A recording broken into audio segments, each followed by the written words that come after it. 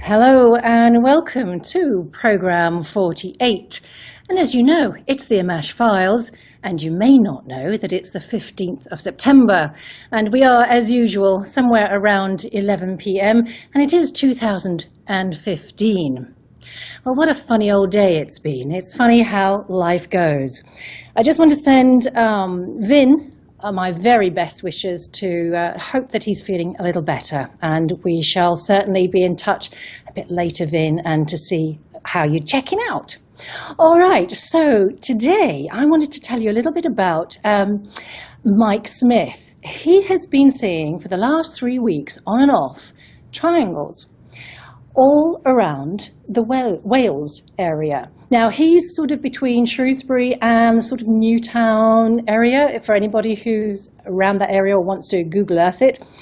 And he's been seeing several at a time, sometimes 3, sometimes 4, sometimes just 1. And the interesting thing is that he was saying, you know, surely I can't be the only one seeing these things. And he's been seeing them, he said they're at some great distance, but they are definitely triangular shaped by all the lights that they are showing. So, and they seem to be going in different directions, though generally heading in the South Wales direction. So it seems like there's quite a lot going on in the UK at the moment, especially over that area. So anyway, so Mike was wondering who the heck in the locale might have seen anything when an old gentleman, a neighbour of his, called him over. Now, and he's a farmer, so he's not into this subject, not at all familiar with what a UFO is, or anything related. So this guy came over for a little chat, and it was about last Thursday. So last Thursday, I think, was the 10th of September, when this gentleman said, "You've been in the army, haven't you?" And Mike said, "Yeah." He said, "Well, look, did you see those things last Thursday?" Or whatever it was. And he said, "They're firing rockets, aren't they? That's what the army's doing. They're firing up rockets." And you know, when I've been out in the fields, because this guy is a fantastic farmer, shearer, that's what he's done all his life. So he's been out in the land at all hours, and he has seen absolutely loads and loads of these rockets being fired all times of the night, a lot of the time. And he can only suppose or surmise that they are rockets from the military. Now, when Mike said, well, no, they're probably actually a UFO, he didn't know what a UFO was. And when Mike tried to describe what one might be, that didn't work either. So it's just really interesting that someone who has no idea about this actually saw the very same thing as well. So I know there's a lot of sightings going on all over the place, but that was really interesting because Mike happened to be going to make himself a cup of coffee as we were on the phone the other day, finishing off any tweakings that we were doing on his book. And he said, "You'll never believe it." He said, "There's another one." So it seems that there is a tremendous amount of activity. Now, I know this month is supposed to be a portent of really special stuff with the eclipses going on. So I don't know whether that's heralding a lot of cosmic forces and energies, because it seems that there are a lot of very conspicuous and auspicious energies coming down to the planet, especially in light of all the crapiola that's going on. So I'm kind of very interested in this contraindication of what's happening here in 3D and what's filtering in from the cosmos. So we shall see. So in the meantime, I have a wonderful guest for you, and I'm really delighted because he's returning, which is really exciting. And this is CHRIS KEHLER. Now, for those of you who didn't hear that show back in June, you may not know then that CHRIS is a quantum energy healer. He has also done a lot of work with various different kinds of therapeutic tools and modalities, but he's also filters in concepts of the archetypes of healing, archetypes of mythologies that we do get embedded with over the eons. And this was a very interesting thing for me. And when Chris and I did a little bit of work before the previous show, I really had an incredible response to his work energetically, which was very positive. And I was really excited by that, because there's not often a time when you work with healers and the impact is so present, so immediate, and benign. When I say benign, it didn't sort of knock me off my socks or anything. It was just as if my energy field was being augmented with a real positive energy. So what we're going to do tonight, which is really wonderful, and we did this before, is we're going to do some live on-air healings. Now, I'm also going to be a recipient of that, and I hope Vin will too. We are going to bring on Donna soon, and Donna is going to be an interesting case because she has some chronic conditions, which I won't go into. She can describe them to Chris if she likes a bit later on. And but we are also going to have another, if anybody else wants to Skype in, we may have time for perhaps another one. Unfortunately, we didn't get our little trailer out in time for this evening, although I did get some people to come on live with us. So we may have time for another one if this rings any bells for people and that they'd like to join us. But first, we are actually going to talk about something that's buzzing around the net, and this is AI, artificial intelligence, nanites, sort of minute nanoscopic technologies that have the capabilities of changing and redirecting the organisms in which they are hosted. And we can talk about chemtrails, we can talk about a lot of things, and you think, well, how does this have any impact on the ET side of things? Well, perhaps this is ET technology. So I'm going to bring in Chris Kehler, and actually, Chris, let's have a little chat about AI before we play your first song, and then we'll kick off with the healings after that, because I've been listening to quite a few things about AI just in the recent days, and there's a plethora of information out there. What's your take on it, Chris? First of all, Joanne, thank you again for having me on. It's a wonderful show you have. I've done many different shows, and I really love your format. It's very interactive, and I love working this way. AI. Now, first of all, let me start off by saying that a lot of the things that are out there that we hear about, artificial intelligence, exocortex, all these different concepts, all these different epiphanies that people come forward with. The benefit of my work is that I'm able to take these findings, these theories, put them within the charts that I use, and it shows that there's validity with them when I work with somebody and they get a change in their energy. So you know that there is something to it. It's not just something that somebody drew up on a conspiracy map and wants people to follow it. So now when it comes to artificial intelligence, within my charts, I do have listings for cybernetic organisms, for cyborgs, for nanites, all these different terms that can be used for these things. And sure enough, it does come up for certain people. So Chris, sorry to interrupt, but you're talking about your charts. We won't know what your charts are. Is this to do with radionics, or is it to do this with is to do with dowsing, and as soon as we're on video, I can show these off. These are the charts I use, and it's basically a semicircle with words in there, and I use these with my pendulum.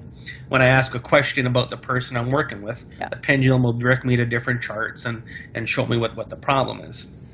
So that's the basis of the work I do.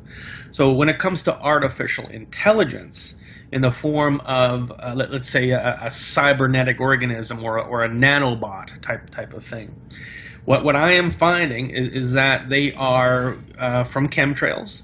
Okay, they can also be from inoculations. They can also be, within the water. They can get in almost any different way. So who's the culprit?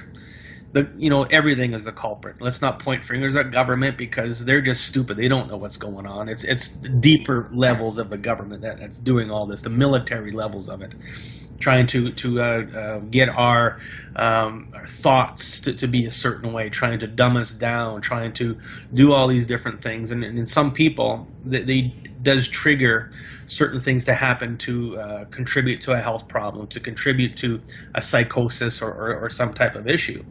So what I'm finding is that when these nanobots are brought into your body, they can react to some type of program on the computer. If you're watching any certain types of websites or different programs on the computer, a certain frequency can trigger them to cause them to do things. There's a lot of talk that there's somebody on a big computer and they're typing in these different instructions. I don't know about that. I mean, anything's possible. Within the work I do, I know that anything's possible. But I think ultimately there is a very big connection with the artificial intelligence and the internet. Now, you have to look and realize, where did the internet come from? Where did the technology come from? This is all artificial intelligence itself. So there's got to be some kind of interaction. Of course, your show has got nothing to do with artificial intelligence. This is full human intelligence working right here. I hope so.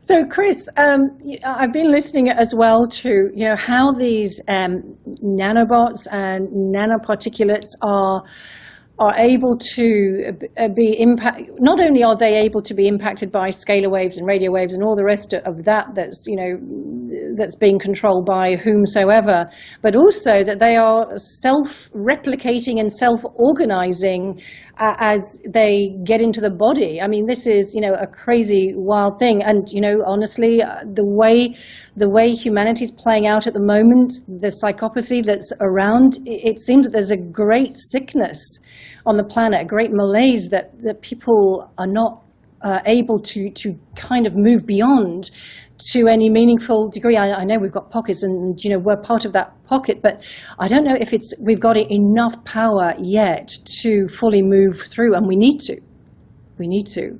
So I'd be interested to know how you think your work, if some of these elements have gone, a certain degree into burrowing their way into someone's psyche, soul, whatever, is there any point which your work cannot help them?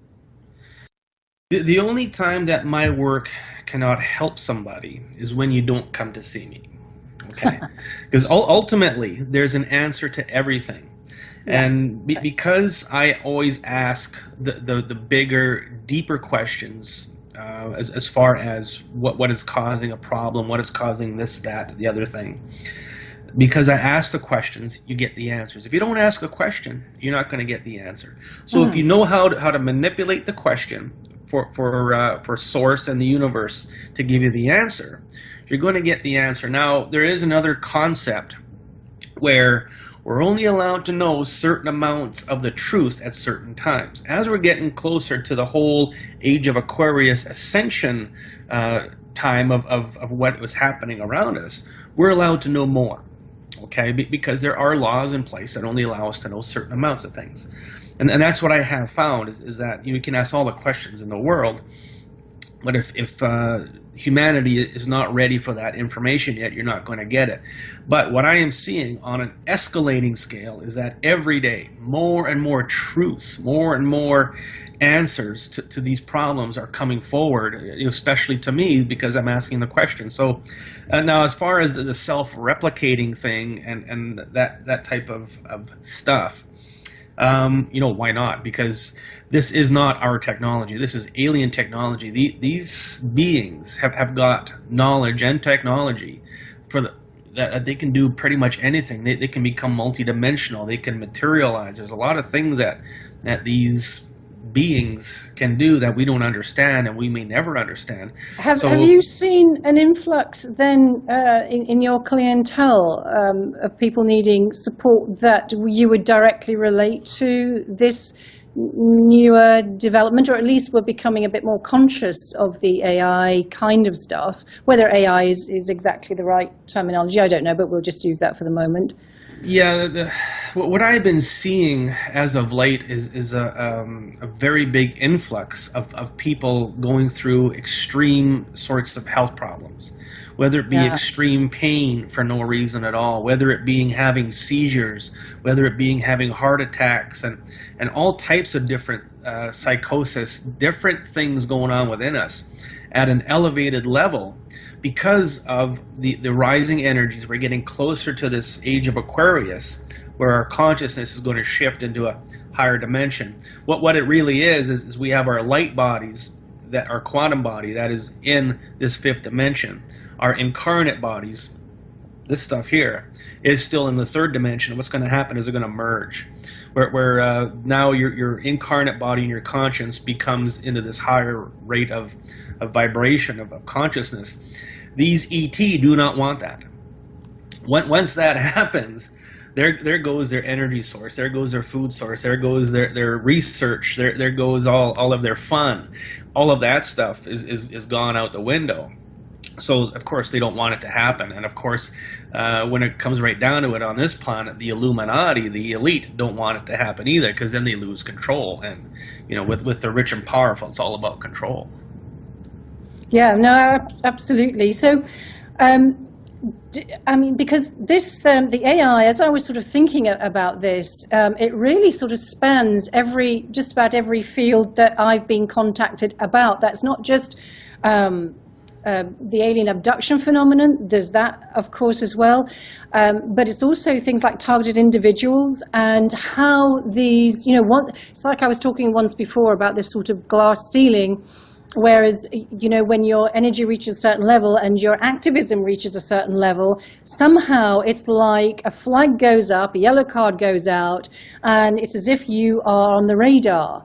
And when I've spoken to people who have been targeted individuals, for example, and this is common, wherever they are in the world, there are just all of these folks around them who are giving them grief, and they seem to be acting in unison, in accordance with some kind of directive to intimidate, stop, and generally, you know, get the other people to desist whatever their activism is about.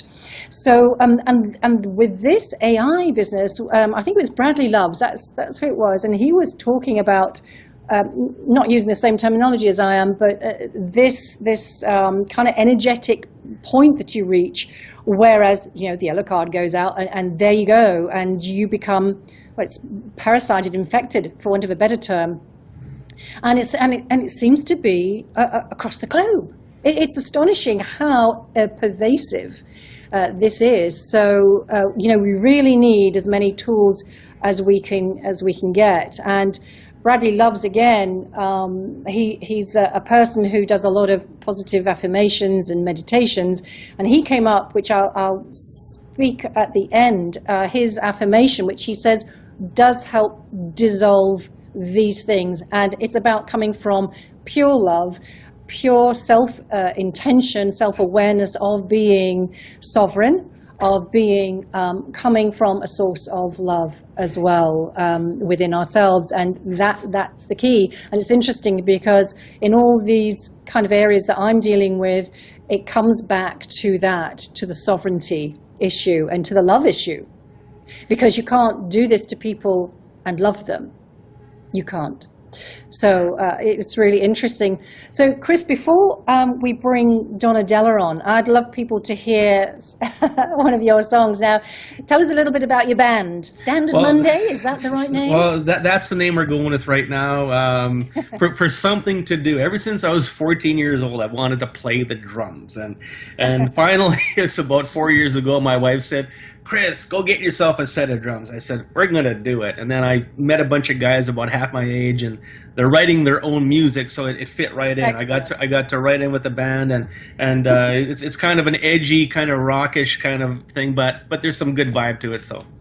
Okay, how lovely. Well, if Stephen is there, we're going to play song number 1, which, let me just see if I can get even the Circle the Drain. Is that really the name of it? Circle the Drain? Yeah. All right. So, Stephen, I don't know whether you're ready for that. That would be great. Well, Chris, my goodness, that's going to keep me awake. I can imagine you all just having the best time beating the You know what?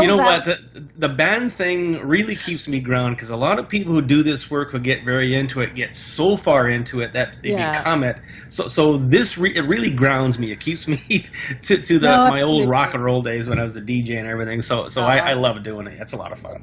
No, it's great. You know what? It's just great to do something. I used to walk all the time with my little dog, but I just lost him recently, so I've got to do something else to get that grounding back. But anyway, I've got a question from the chat. Yes. And it says, please ask Chris if the jinn are manipulating negative effects unto mankind, and are there benevolent ETs that negate their influence by an intervention? for mankind? The answer to that is a big yes. Yeah, I would say so too. I do have jinn within my charts, and different cultures call them different things. In the Bible, Sure. they're known as demons, but the jinn are just a negative energy that carry out the orders of the higher ups. Let's say, so Yeah. they're little buggers. At the grand scheme of things, but no, they do come up quite often when I'm working with somebody to remove the jinn. I cast them out into ether. So yeah, they are a very big problem, just like mosquitoes and flies. Yeah, yeah, so that's a good way to think of them.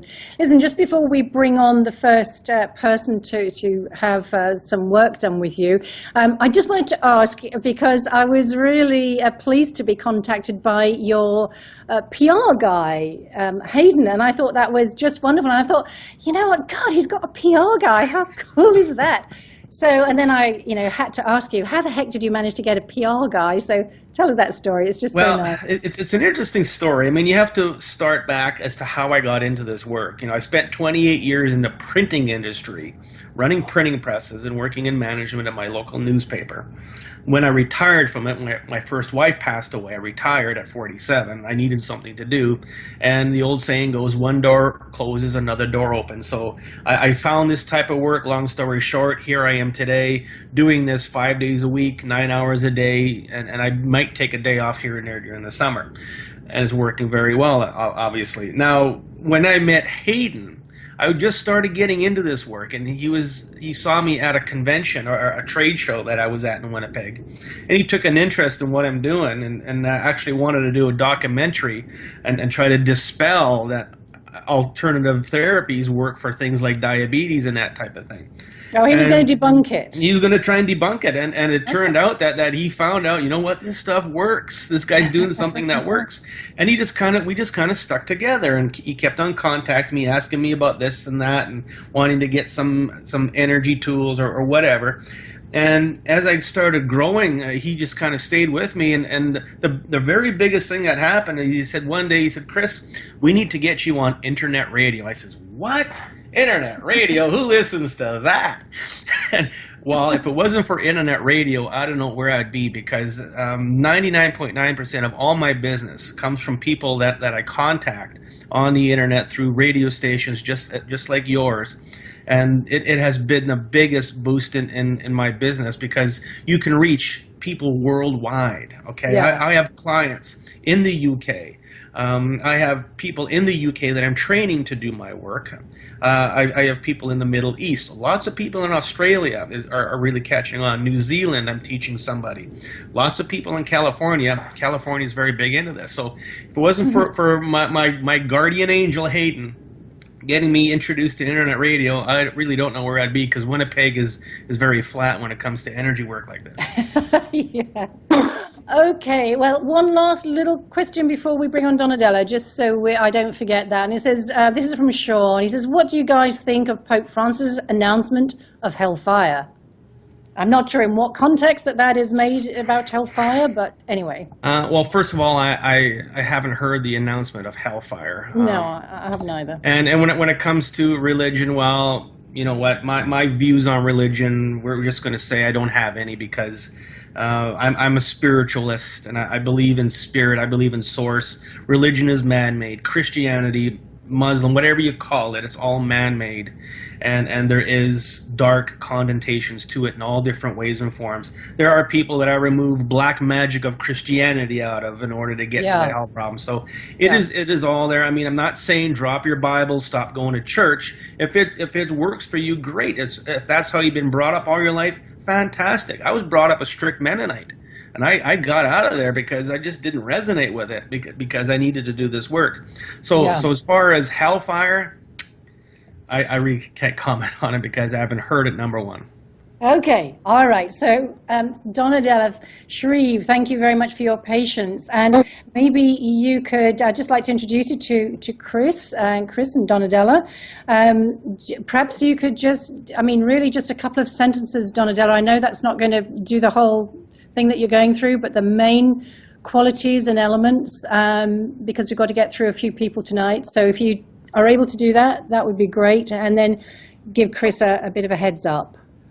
Hi, Donadella. Okay, what kind of issues do you want to address? Mostly my health and being stalked, I think, and it's impossible that the number of things that happen to me can congruently just keep happening, one thing after another, and it just gets worse and worse and worse. And it's also, it might be to do with, in the United States, they've got files on me, I'm sure anyway, from years ago. I was an environmental activist, if you want to call it something like that. You know, I always knew, like, people in the underground kind of that were in the know and things, and I'm sure, you know, I was filmed with certain people that the FBI keep tracks on, and I'm sure that they, you know who I am, but I'm not a big figure in anything, so I can't imagine why they would, except that ever since I was a child, I've always had strange people track me, and I'm not sure if all of those were even human because of the powers. They were, some of them were Satanists or some type like that, but they had like superhuman powers. So I don't know, you know, for sure. And if I can just say, Donna, just jump in there, that you also have lupus. Since a child, you know, that type of experience. Yeah. And all types of things. And also I could levitate as a child. I was very different. I knew I was different. Like, I just knew I was different since I was very young, and I didn't fit in. I was super intelligent. And I was very friendly, but I sort of kept to myself a lot, too, because there was nobody I knew who would even understand what I was thinking or talking about, you know. So that's pretty much most of my life. And the abduction stuff, I pretty much compartmentalized because it was too frightening to even face that if it was really happening. And I didn't know anybody, and I didn't want to go there. So for years, I just sort of ignored that. Other than that, I always was interested in healing. I'm really good at dowsing, apparently, but I never really worked at it. But once I went to visit a farm, and the guy there did professional dowsing, and I saw his dowsing rod, and I said, "Oh, is that your dowsing rod?" And he said, "Yeah, here," and he handed it to me, and he said, "I want you to try it. I'll bet you're good at it." And he took me out, and he had a natural rod, you know, that he had found himself, a wood one. And he told me to go out in the field and find a pipe in the field, in the ground, like just walk over, and it literally bent like it was alive. It scared me. I mean, it actually scared me. He told me how to handle it and everything. And it felt like it had a life of its own. It wasn't me moving it, but it was so powerful the way it moved. I was like terrified by it almost. But I was really interested in that. But other than that, I never knew people. I always thought it'd be neat to do healing, but I wasn't going to go to some goofy new age place that I, you know, don't particularly get along with a lot of those groups of people that back years ago were more into Madame Blavatsky than, you know, real positive things, you know. But, you know, I just pretty much kept to myself, although I always would meet other people that occasionally would even say they were sent to talk to me, and it'd be really interesting, you know, like why they would show up, I don't know, you know, and then they tell me things. And I was close a lot of times with Native Americans, so I'd meet one and they'd tell me a lot of things, and then I dated one and I married one ceremonially and lived with one for a while, and he knew about like FEMA camps 20 years ago, and he knew about HARP, and he also knew about fracking back then, and told me all about that. And we actually hiked out in New Jersey to see they were building a FEMA camp at that point. But, you know, it goes into those things a long time ago. But then I was really quiet and hadn't been doing anything. And then all of a sudden, I got Lyme disease really bad, and I got tremendously ill from it and never have recovered. But other than that, all of a sudden, I started having black helicopters, which had plagued me in the past. And all of a sudden, after 10 years of silence, and I'm not doing anything, and I haven't even been meeting people or, you know, being involved in anything, talking about stuff like this. And these black helicopters start coming to my house again, and I'm like, oh no, why are they doing this, you know? And then a gray came into my room one night, and another night, another one came in, and I said, why are they coming back now in my life? Like, there's nothing, I can't imagine what this is. And then I noticed I'm not squeamish. I was a nurse years ago. I could watch anything in surgery, you name it, and I'm not squeamish. I was watching on, and I don't watch TV, but I don't know, it was on the internet or whatever, but they were just going to give an injection to an animal, and I couldn't look.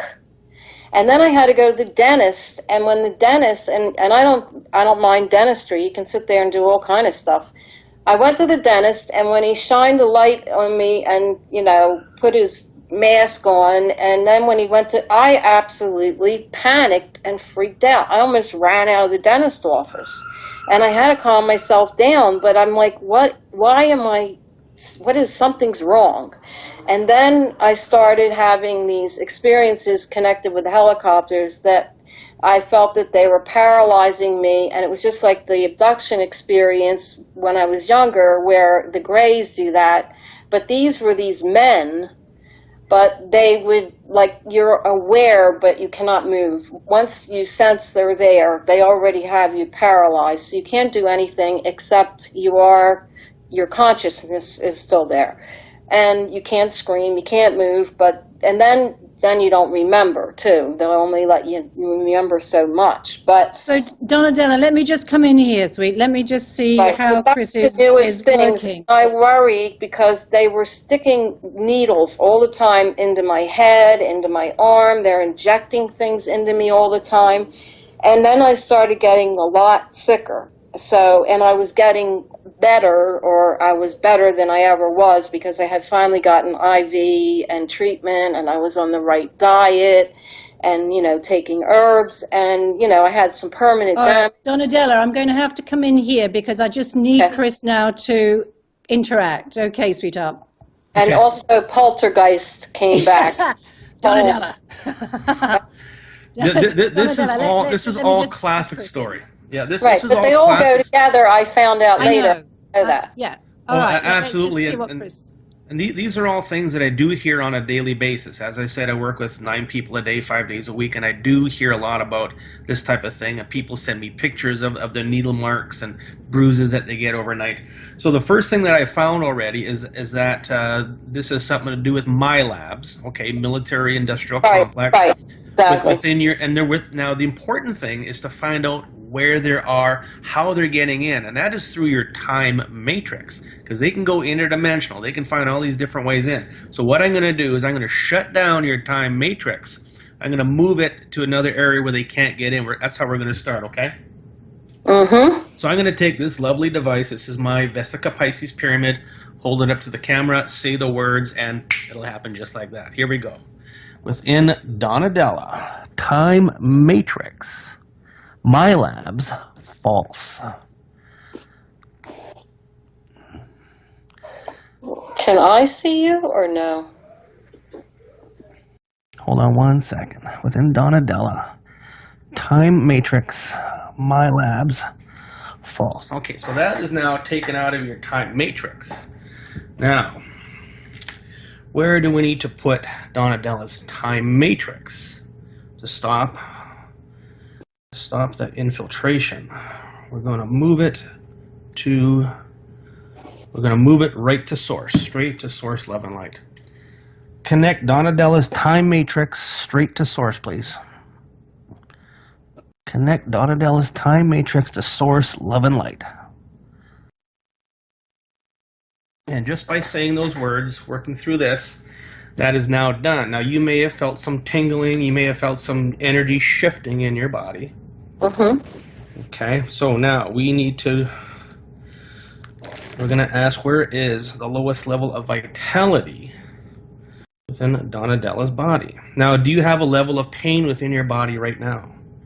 Yeah, and it's the sacrolumbar junction on my spine. It's in the spinal cord, or right in that zone.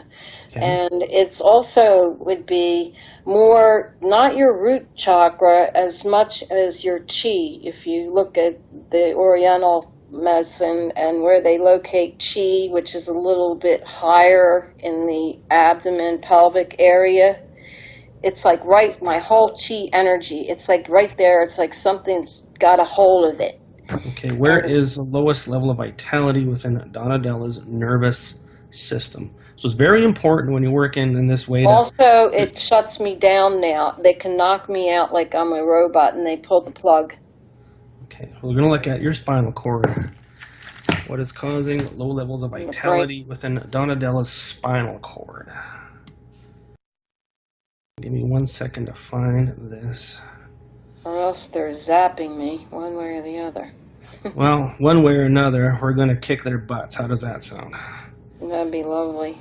Yeah. Because it's like you're wearing a girdle around your whole pelvic area that starts from there, but it's like, I call it the chain of pain, It's like... What's causing low levels of vitality within Donadella's spinal cord? Okay, now this is very common, and it's called uric acid crystals. I do have a live blood analysis microscope within my office, and very often people come in with arthritis and gout and muscle pain, and we find these little crystals floating around in their blood. So we're going to remove the crystals. We're just going to make the intent for them to go, and you tell me if your pain level goes down at all. Here we go. Donadella's spinal cord, uric acid crystals, false. Uric acid crystals, false. Okay, those are now leaving. Those are now leaving. Let me know if that pain level goes down a little bit. Are you getting any immediate response, Donadella? I mean, you may or may not. Well, I turned on my back, which would lower it anyway, but let me see if I sit up now. Where is the most resistance within Donadella? Yeah, definitely. It stopped. Yeah, so these tiny little knives are just cutting right into your spinal cord. Mm-hmm. And it's classic. I mean, this is not hocus pocus. This isn't, nothing funky. It's straight out organic problem. This is real body problem. Yeah, okay, well, so, I've had,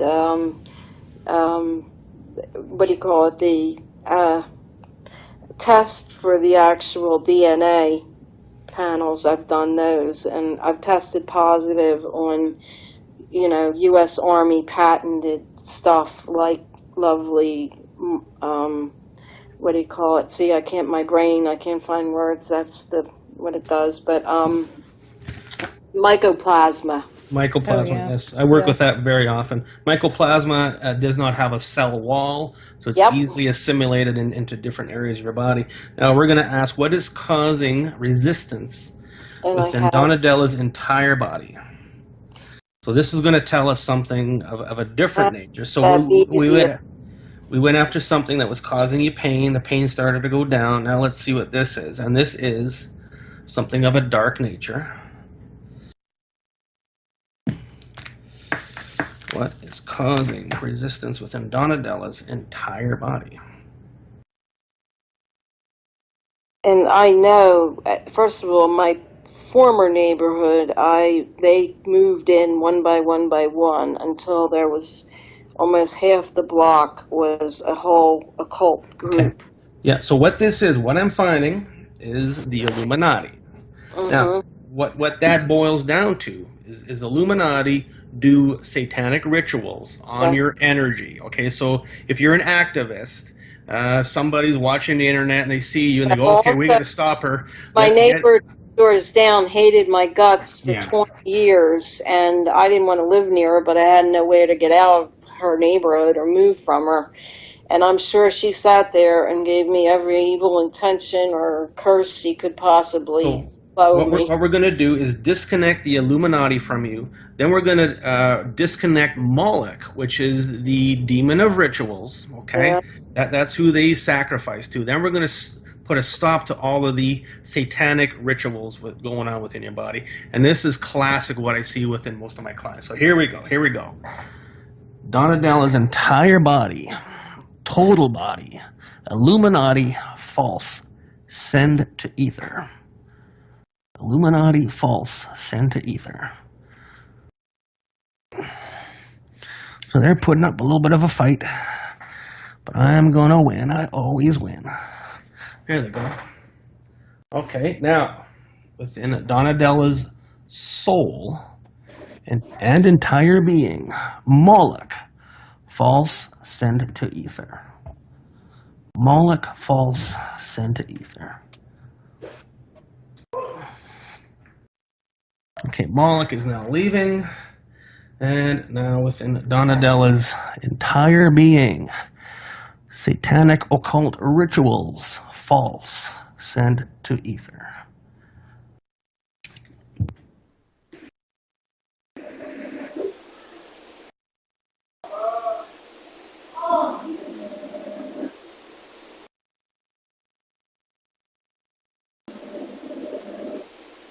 What kind of energy do you, Donadella, what kind of energy do you feel going on in your body?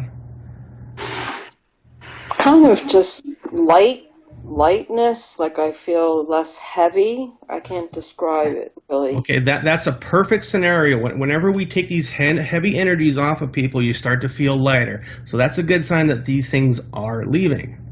Okay, so this is classic. It's the Illuminati, satanic rituals, the demon of sacrifice, and at the end of the day, it's causing a physical problem in your body to cause pain, to bring your vibration down.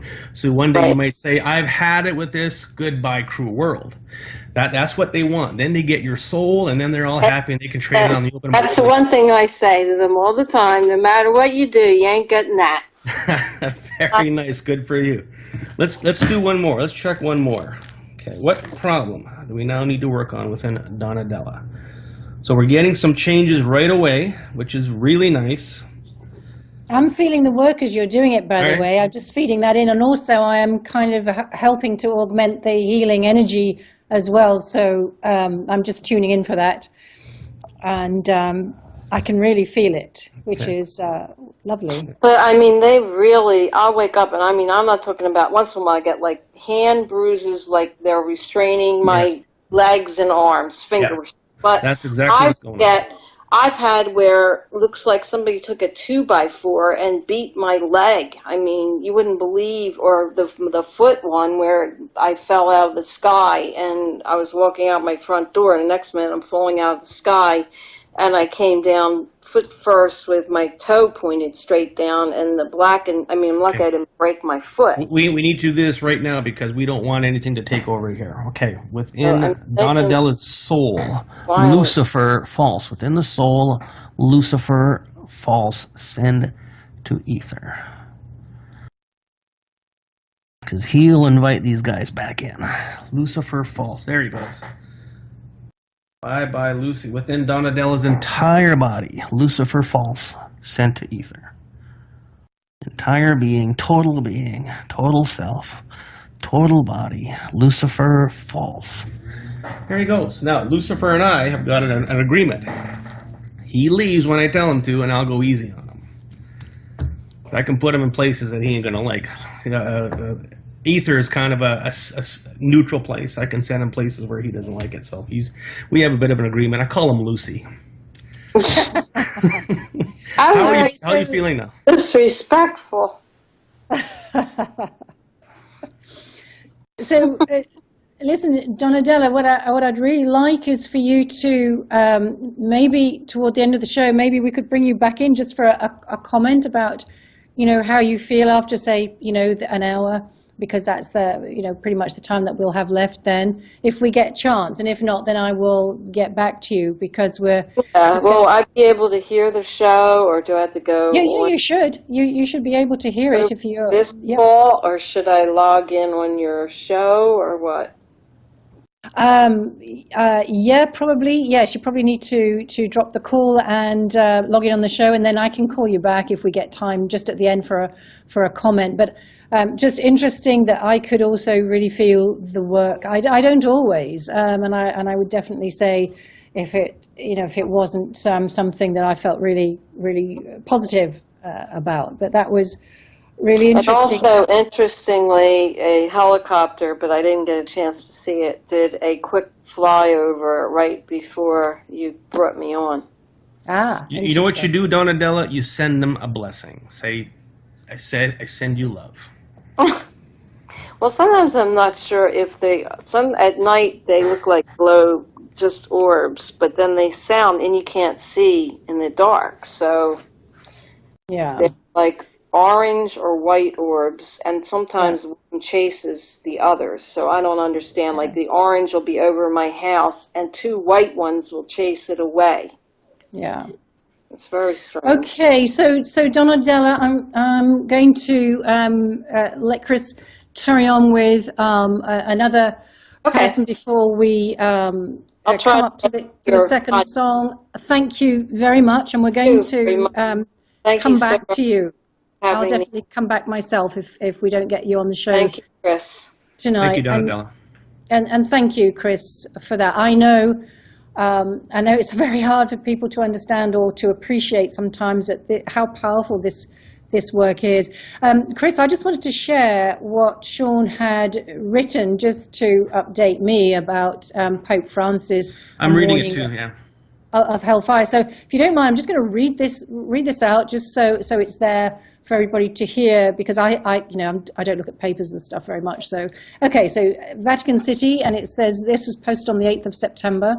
So during a sermon at St. Peter's Square on Sunday, Pope Francis spoke of a forthcoming event in which Earth will be consumed by hellfire from above, and asked Christians across the globe to absolve themselves of sin in the days and weeks ahead.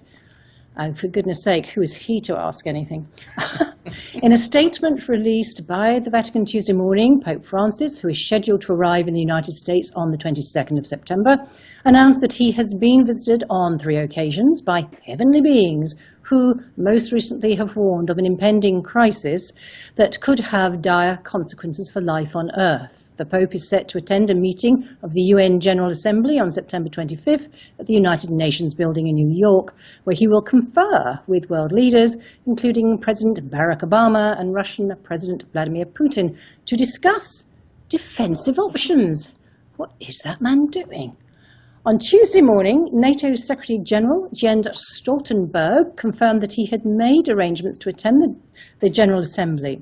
I spoke with the Holy See and UN Secretary Ban Ki-moon via video conference Sunday evening, Stoltenberg told the Associated Press. NATO is working closely with our counterparts around the globe to explore every viable recourse. It's going to be the Illuminati sideshow to get us into the new world. I know. So I'm just going to continue. Details surrounding the Vatican's extraterrestrial visitors are sparse.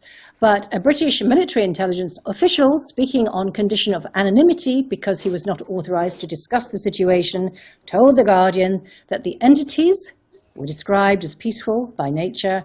However, the official said their stance on the matter was passive in that they maintain a policy of neutrality in regards to interplanetary action by other worldly forces. Pope Francis is scheduled to attend a private meeting with President Obama, blah, blah, blah. I think we know that one.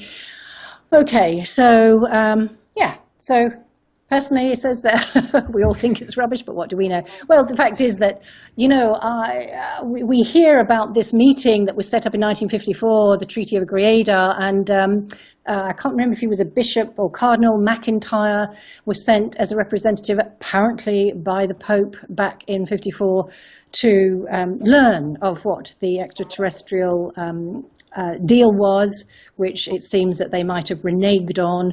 What a surprise, and the fact that we even went for something like that. And really they'd have reneged because we wouldn't give up nuclear energy when that was a deal from another party of ETs.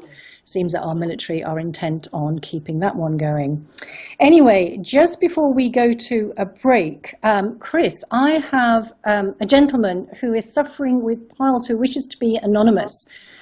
And I just wonder if, via me holding the name of the person, you could possibly do a very brief piece of work with him. Would you be able to do that? Would that be at all? There is a 99% chance it'll work. Okay, well, here we go. I'm going to hold the name of the person in mind, and can you type me the name of the person? Yeah, I could. Yeah, just actually. do that. That would the better connection we have, the better it's going to work. Sure, it is. I know there's a lot of healers out there saying, "Oh, how come you can't do it with?" I like to have good connections. Hang on, Chris. Let me just do that. I just trying to make sure I'm doing it just for you. I'm not sure. And I will make sure I don't say the person's name either. Okay. There we go. Did you see that? Can you see that? Has that come up there? Oh, wait, hold on. Yes, I got it. Okay. And he is in, what city is he in? Is he in the UK? Yes, in the UK. All right. And then we'll go for a little break for you. You said piles, like hemorrhoids, right? Yeah. Okay. You know what? It's a thing. It's a thing. People send me pictures of their colonoscopies all the time, and pictures of the of their diseased genitals. I mean, it's something that you got to work with. It's embarrassing, but you know what? It's a problem. We got to fix it. Okay. What I agree. It's just another. What is causing low levels of vitality within this person's anus, please? Anus and rectum. What is causing low levels of vitality? You'll retain if it doesn't eat brown rice. Let's see what comes up. I mean, we have to identify it properly. Give me 1 second with this. It's not the world's fastest system, but it's deadly accurate. Not deadly, but very accurate.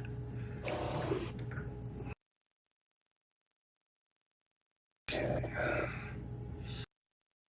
Okay, we got an answer there. What is causing low levels of vitality within this person's rectum and anus area?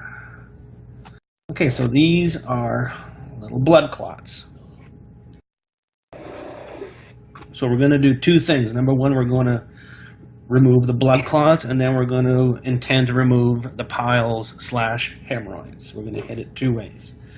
All right, within the name of the person that Joanne is holding, rectum, anus, blood clots, false.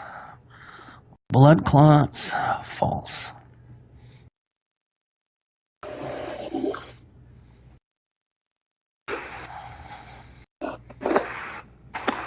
Here we go. And piles and hemorrhoids, false. Piles and hemorrhoids, false. Now, by saying the word false, that means it doesn't exist anymore. There we go. Piles and hemorrhoids, false. Beautiful. He's probably going to get really itchy, okay? But that's a sign that things are healing. Okay? Okay.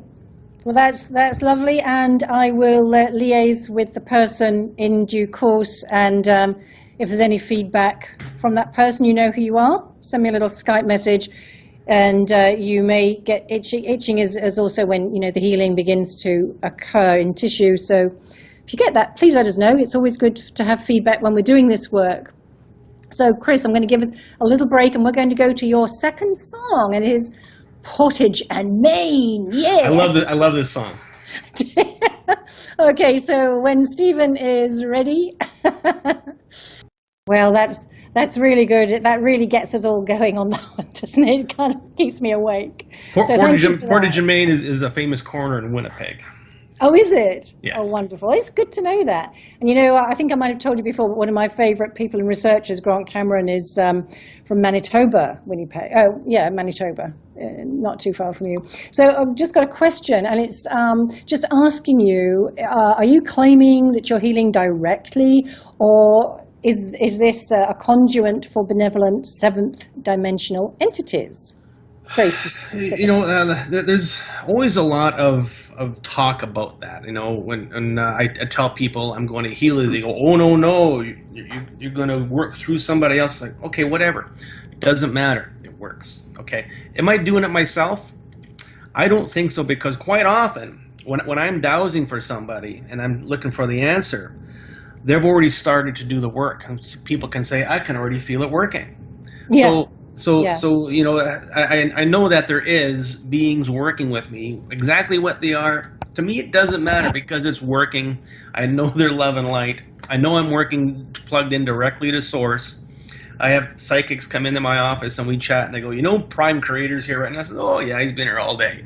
You know, and to me, it's like, okay, this is good. This is all a good thing. It's all working. I don't question too many things, because ultimately, I don't need to know. If I need to know something, I'll ask and I'll get the answer. But if I don't need to know it, we just leave it alone and go ahead and do the work. Yeah, well, I understand about that, and I think as long as the intention is from the heart and you work with the best methodology you're drawn to, then that's great. Just another little note, say that Chris's website and details are out there on the podcast page. This is pod 48, and it's Chris, www.chriskehler. Is it net? I think it's .net, isn't it? Correct, Chris? correct. Yeah, because there's quite a lot of Chris Kehlers out there, and Chris Kehler is spelled Kehler, just for reference. But that information is out there on pod 48, and also the 22nd of June pod.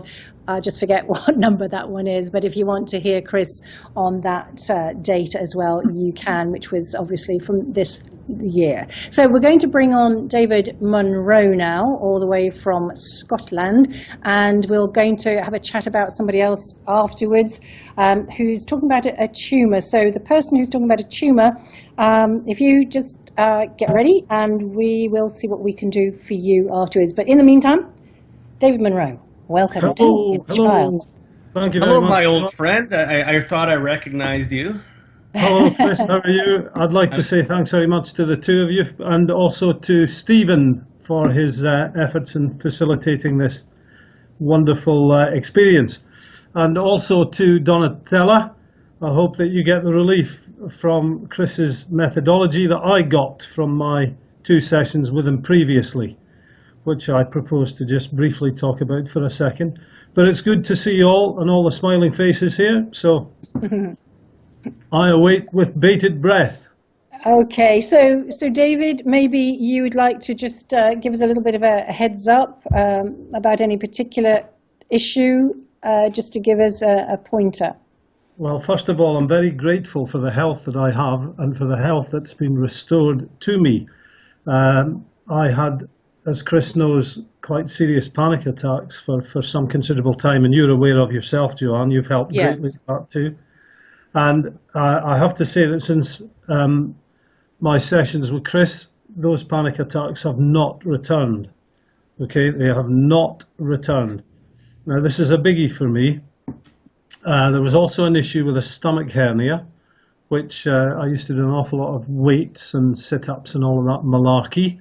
And the stomach hernia, Chris, is still with me, but it's of no consequence whatsoever. It's almost like it's benign. There's no pain, there's no discomfort, there's nothing. Okay, the fat and gristle that's come out has stayed out, but hey, there's no problem with it. So it's as if it's there, but it's not there. So the issues that we dealt with before have very accurately and successfully been dealt with. Very nice to hear. Now is an underlying anxiety. I think we spoke about this before. I've had quite serious anxiety from a very early age, but there is still this underlying anxiety, Chris, which is, and the last thing I'd like to say is there is a slight attachment to that underlying anxiety, and that is a fear of a return of all the stuff from before. I know it's irrational, but I just can't quite close that one.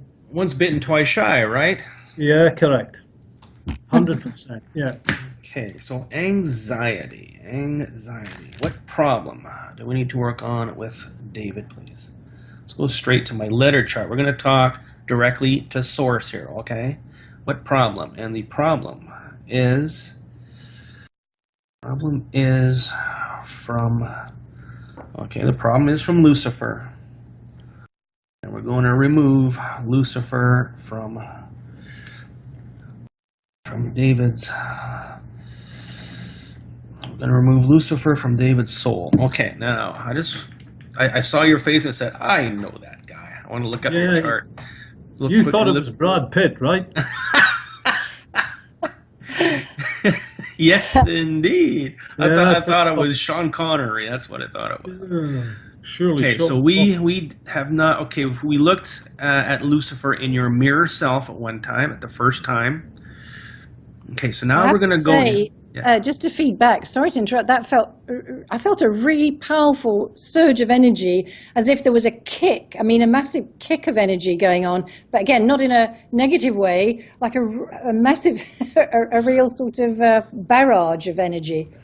Wow, that was interesting. I don't know if you felt it, David. There's a lot going on here right now. Okay, so within David, we're going to take Lucifer out of your soul, send him into ether so he can't come back anymore. Then we're going to clear him out of your entire body, entire being. Okay, he is a son of a gun, as I said before. I have removed Lucifer from people, and their pain immediately goes away. Problems just immediately go away. So he is very, very much real. Okay, here we go. Within David's soul, Lucifer, false, send to ether.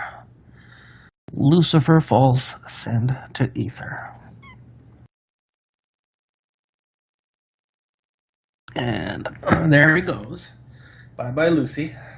Now, within David's entire being, David's total body, holographic bodies, light bodies, quantum bodies, incarnate body, Lucifer, false, send to ether. And David's entire being, Lucifer, false, send to ether. You have to send them somewhere, otherwise they're going to come back. Here we go. Lucifer again, I got a really strong energy shift around me. I don't know whether I'm getting sympathetic healings as well, or whether this is just me feeling the work that Chris is doing. I don't know, but it all feels everybody very listening is going to feel it also. Some people may not, but a lot of people are going to feel it, and they may get a release also. So if you're all of a sudden you're sitting at home and you're feeling tingling all over, it's a good thing. All right. Yeah. The palms of both of my hands are really tingling away here. Sub-zero temperatures in both palms. They call me Dr. Tingles. Okay, let's look one more time within David. I love to have fun with this too. I mean, it can get so serious and so involved. All right, what problem? Source. What problem do we now need to work on within David? The problem is, okay, we're going to give him. I'm going to give you something. Give him highest harmonic gold light into the. Okay, we're going to flood your soul with the highest harmonic gold light. This is light from heaven. Here we go. Within David's soul, highest harmonic gold light, true. Highest harmonic gold light, true.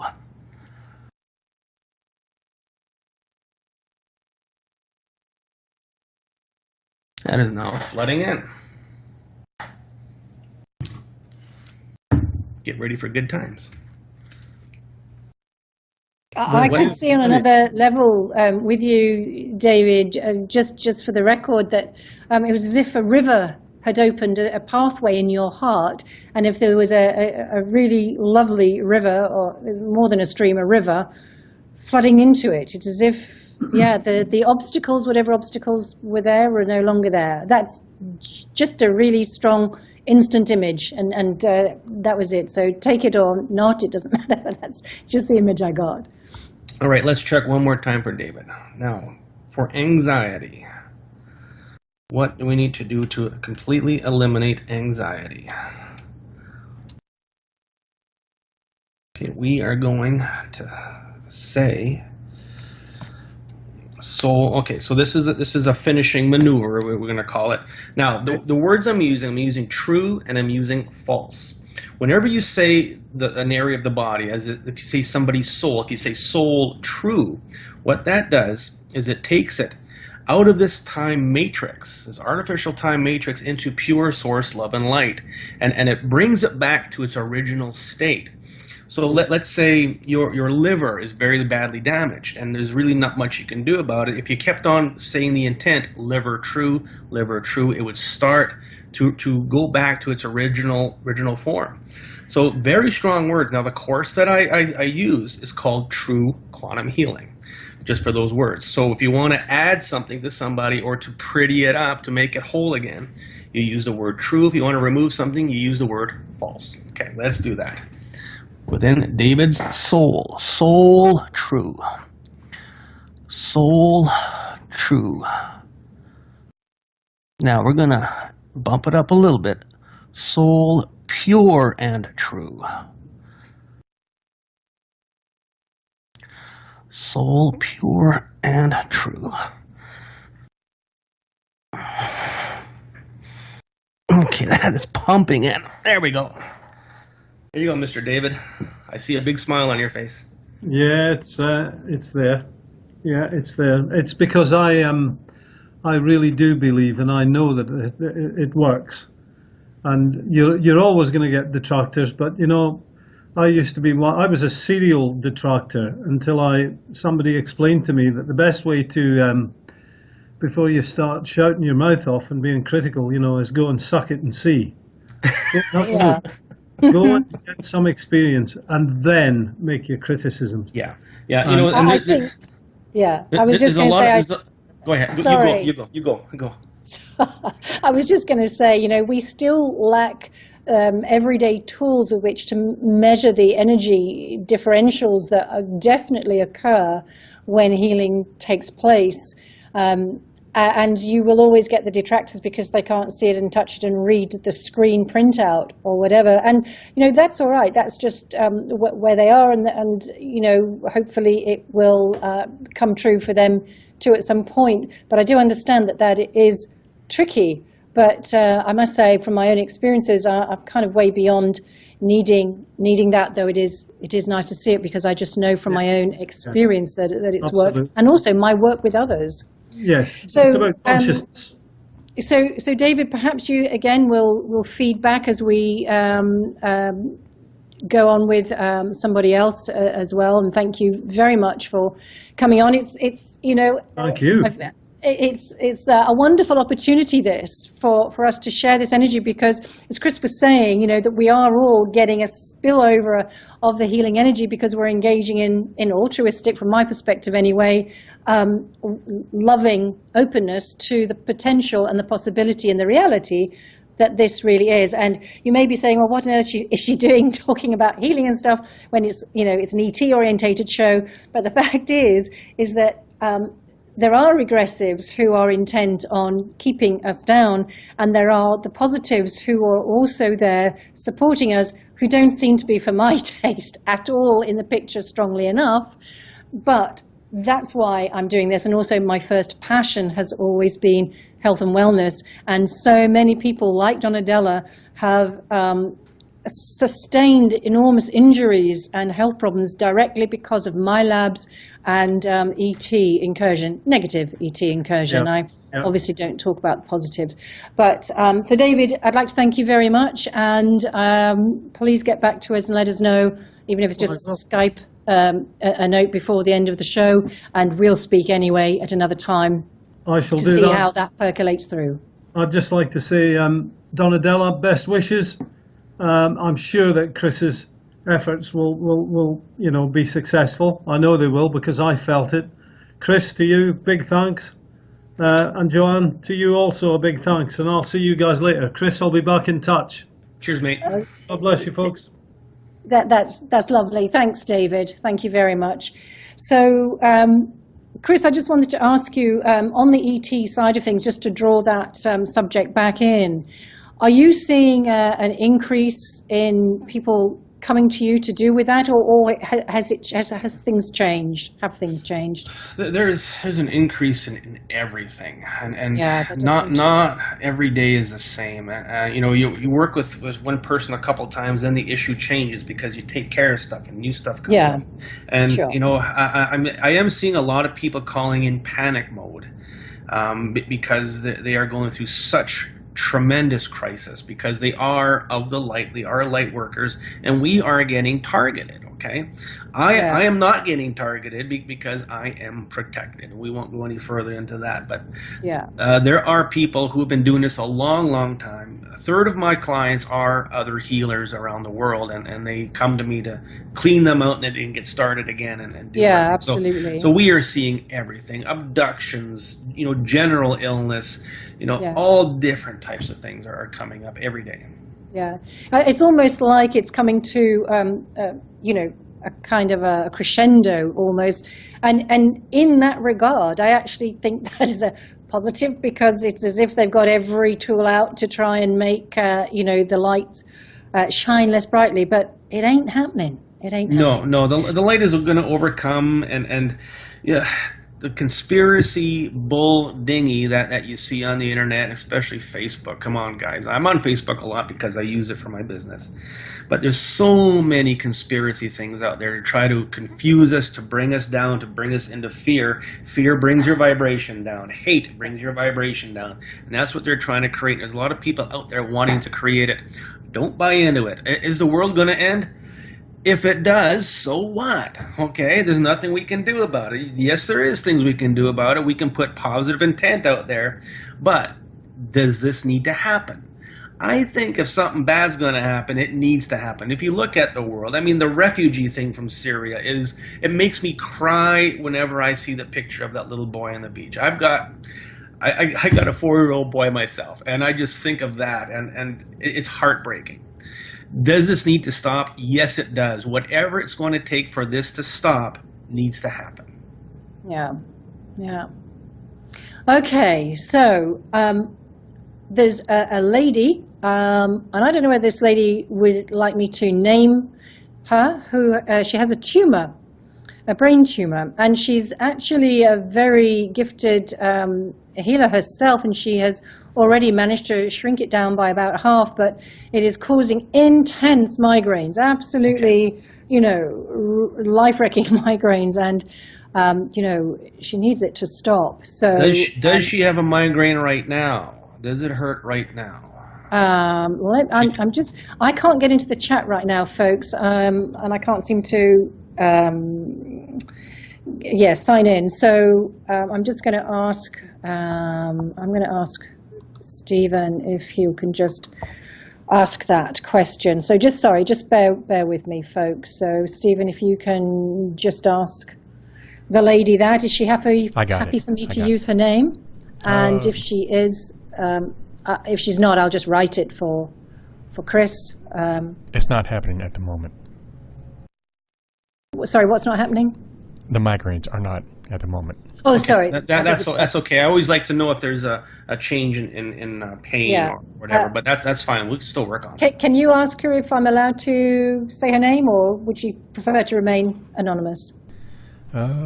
She'll get it in a few seconds here. I'll give you the answer. All right. Yeah, I'm sorry about the chat room side. It was fine. It was fine a few days ago, but I don't know why I can't. It's all your fault, Joanne. All right. Yeah. She So said, it's Sharon. She said yes. Sharon, Go ahead. Sharon Yes. Russell. She's happy for me to use her name. Thank you, Sharon. That Sharon really helps. Sharon Russell. Yeah, it is. And is she in the UK? Is she in the UK? Yes, she certainly is. Okay, Sharon Russell in the UK. What is causing low levels of vitality within her brain? Okay, this is going back. Okay, that one and that one, that one and that one. Let's start with. And she won't mind me telling you that ET has been in her life a lot. You know what? Everybody has had ET in their life. It's just the way it is. I feel a bit left out of it, actually. We've all had some kind of experience. I had a reptilian this close to my face once when I was sleeping. It was like, I said, boo, and he took off.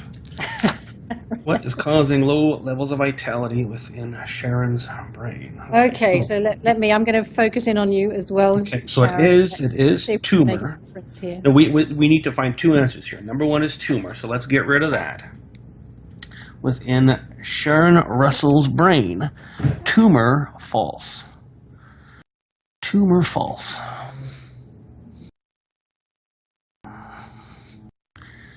Tumor false. Okay, very strong, very strong. Okay, that is lifting. Now, go to this chart. It gave me two answers at once. That doesn't happen too often. Okay. What is causing low levels of vitality within Sharon Russell's brain?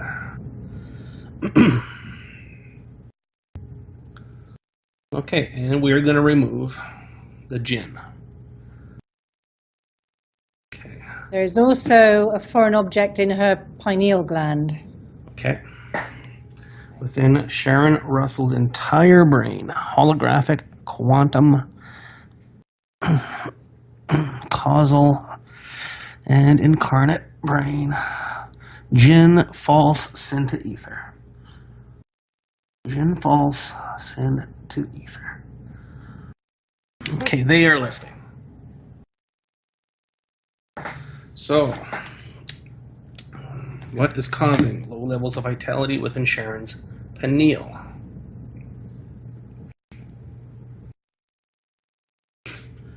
Sharon's pineal gland.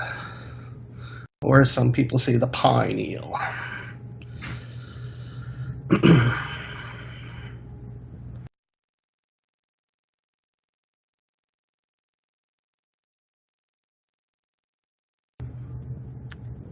Yeah, this has been going on quite a while.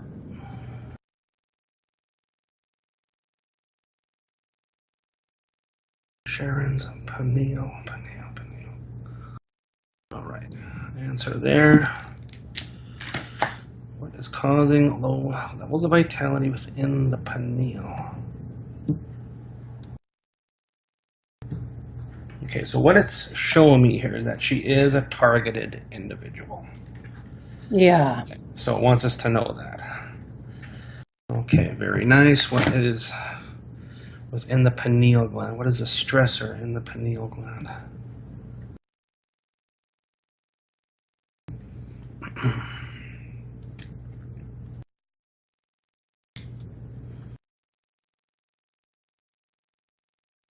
Okay, and that answer is, what is the stressor within the pineal? And that is, yes, an implant mechanism. All right, simple as that. Let's move it out. Sharon Russell's pineal gland.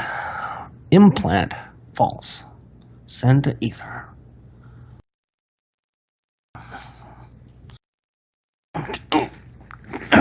Okay. Be that way then. Have fought on the way out. It didn't like that. So those are lifted. So Sharon, if you could type in and let us know if you're feeling any changes. Much appreciated. Okay, let's check. That felt like it was really stuck, like it was, hanging on for grim death. It was pronged in there. Okay, so they put the implant in and it's got prongs, so it was had to release the prong for it to come out. Yeah. Do you find, or I don't know whether you think about it or not, but do you think that this also radiates back in time to the very genesis of the soul of Sharon, for example? You know, what I mean to say is, any negativity, any disruption to the energy field, from any point forward, from the genesis of source to this lifetime. It certainly can, and if I go back that far, what I do is I do clearings where I start at the massless particle within somebody. This whole universe started from nothing, so it's a particle called a massless particle. So if we go back and say massless particle true, from that point of birth of the soul, everything just smooths right out. It causes a nice smoothness to the whole energy signature, and then it makes things a lot easier to find if we need to go back that far. And to get to there is a lot of work to actually be there. But I've worked with people. I found that GMO foods, what it does to us is it causes the atom with its protons and electrons. Those protons and electrons start to come out. They break away, and then it changes the molecular makeup of our body. So now, instead of being a bladder, now it's an area that holds urine. It's no longer a working bladder. It can cause different things to happen. So at the very atomic molecular level, which is light, things can be changed, and you need to go back that far. Yeah. Okay, so I've got a response from Sharon. She just says she feels numb and she's finding it difficult now to use her hands to type or think. Okay, we need to go a little further. What problem do we need to work on within Sharon? And the problem is within her, all right, within Sharon Russell. Brain, Lucifer, false, sent to ether. Cast out Lucifer into ether. Quantum brain, physical brain.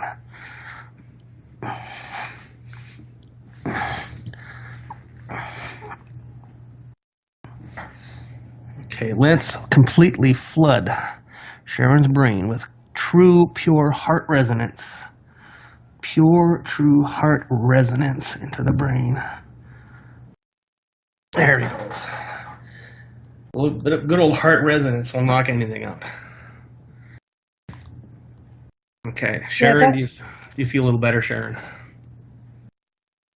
Yeah, she has ringing in the ears now. I'm also getting, Sharon, a really, and also Chris, I'm getting a really strong sensation for Sharon in the throat, in the whole of the front of the throat neck area, as if it is being stopped up.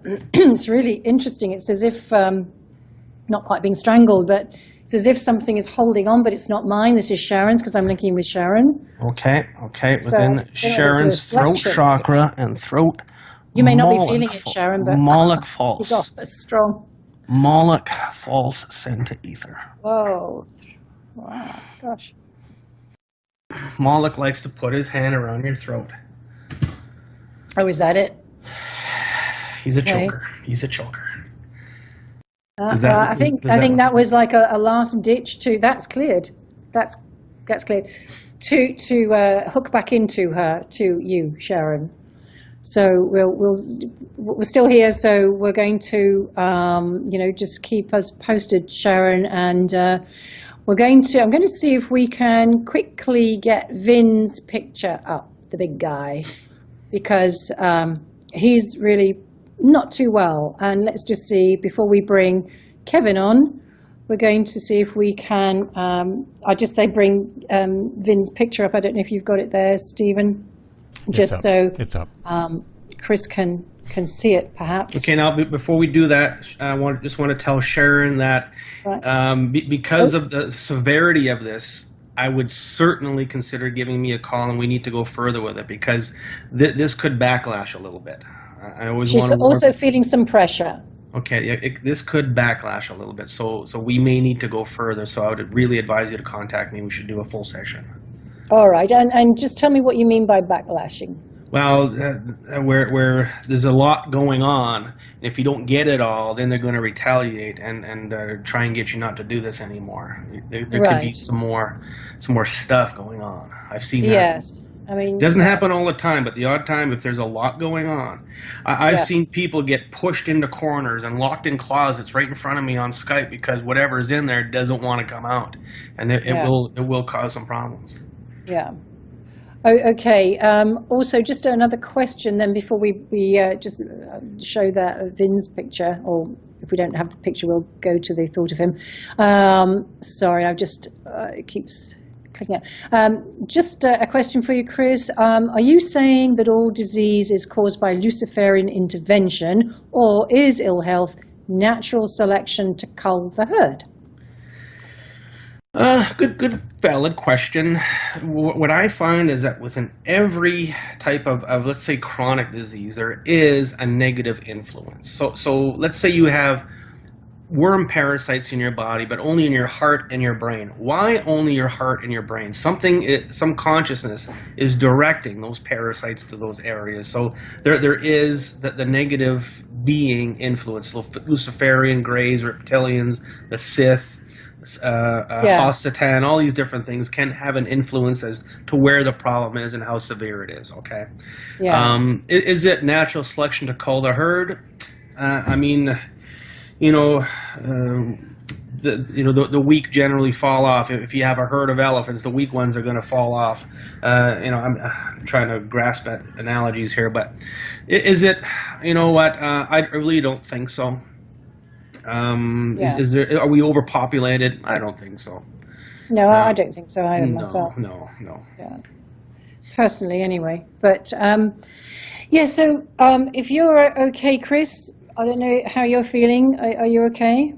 Right, great. So we've got, I don't know whether Chris can see this picture of, no, you can't see it. No. All right. I'm not sure how to do that. Okay, so the Vin you'd have spoken to last time. Yeah, I've got his. Let me just see if I can quickly put his photo in the box there, just so you can see it. Sorry, I did get one of him before. There we go. Let me just see. There we go. So it's in the chat there. Can you see that, Chris? Just to give you a focus. In fact, you two guys look a little bit similar. Super big bad man. Is that him? That's my live stream. No, the one. Okay. Sorry about this, folks. I'm that's okay. Let's go with helping that. Chris, because if it's like the more information we have, the easier it is to. Darn computer! I'm going to shut down the whole internet here in a minute. Okay. All right. Did you get to see him? Yes, there he is. I see him there. All right. So as I say, you two guys look like brothers. Same barber. Okay. All right. Where's the lowest level of vitality within Vin's body? Has he got like a flu kind of thing, or what is that?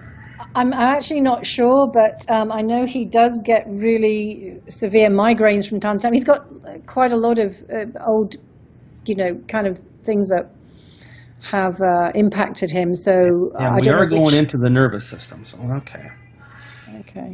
Where is the most resistance, lowest level of vitality in Vin's nervous system? Okay, going into the brain. We're going to do brain surgery tonight, Joanne. Doing a brain surgery. All right. Well, I've seen the psychic surgeons work. I'm telling you, I've seen them take eyes out and work on hearts. Not take the heart out, but my goodness.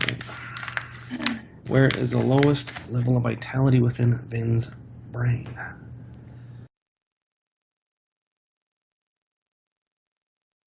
So we'll just see, get Vin to get back to us at some point and see how that goes.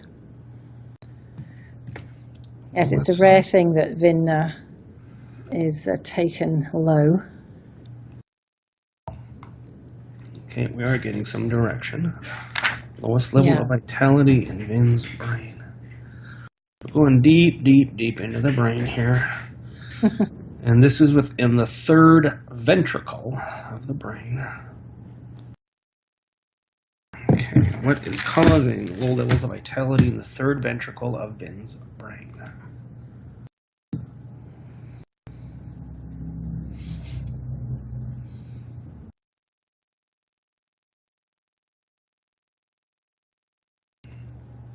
Okay, I've got another comment from Sharon as well when you are through with working with Vin.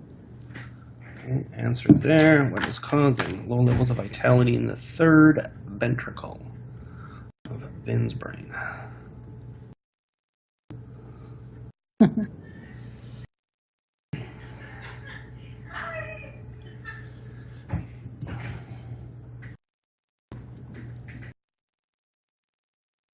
Okay, so this is some type of manifestation.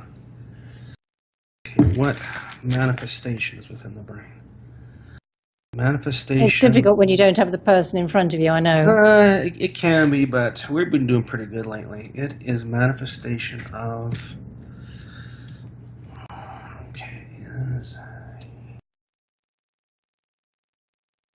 Open to... Yes, he is open to healing. Okay, what is the manifestation? It is manifestation of... I did say I'd try and do this for him if we could, so it's great to... Manifestation of reptilian scar tissue. Okay, so he's had a reptilian in his brain. It's developed some scar tissue, reptilian scar tissue. Let's move that out, shall we? Within Vin's brain, third ventricle of the brain. All reptilian scar tissue false. Reptilian scar tissue false, please.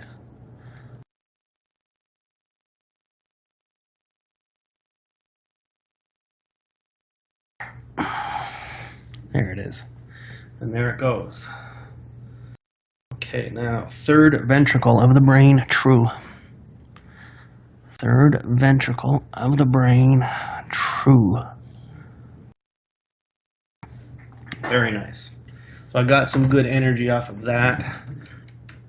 Yes, I could feel that as well. In a different way, it was very low key. So yeah, it wasn't such a big problem. He gets it once in a while.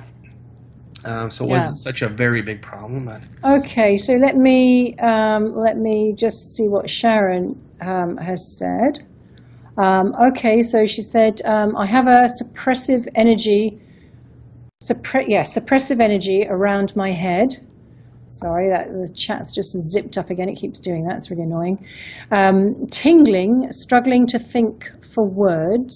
Sorry, it keeps doing that. Sorry, this chat is really driving me mad. Okay, sorry, Sharon. I keep losing the thing. Okay, struggling to think for words and feel how I would when I'm remote viewing. I'm blank. There we go. It's interesting. It's interesting that there are such immediate responses as well. And I'm feeling quite lightheaded myself.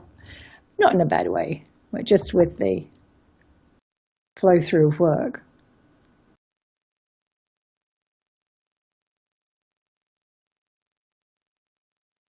Okay, what we're going to do for Sharon, we need to do this right now. Sharon Russell. Sharon Russell's chi. Hell false. Pull Sharon Russell's chi out of hell. Take it to sanctuary. Transmute Sharon Russell's chi from hell. Take it to sanctuary. There it is. It's not every day you get to pull somebody out of hell. Sharon Russell's chi true. Chi true.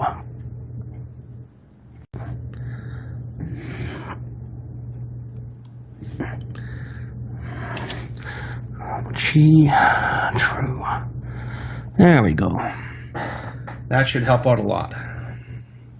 Okay, so that is that felt again. There was a lot of it's getting a lot of stuff around the base of the throat again, but not like before. This was as if when toxins are rising and they're going to be expelled, something like that. That's really, really interesting. I don't know whether you're able to see the picture of Sharon there in the box. And I'm actually going tingly from head to foot myself now, so that really shows that work was strong. And it's interesting, you know, when we use these words like hell and what have you, which are such intangibles for us, it's very hard for people to get their heads around that.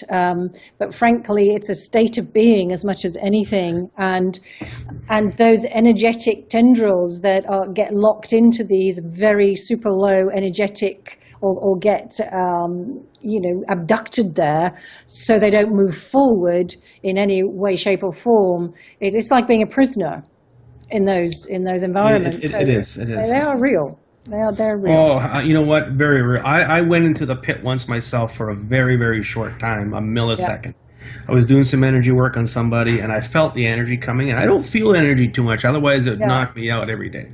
I felt it coming in. I was lining up his zero chakra. All of a sudden, boom! I sat down right here, right where I am right now, put my hand on the table, and the room started going like this. And I said, what did I just do?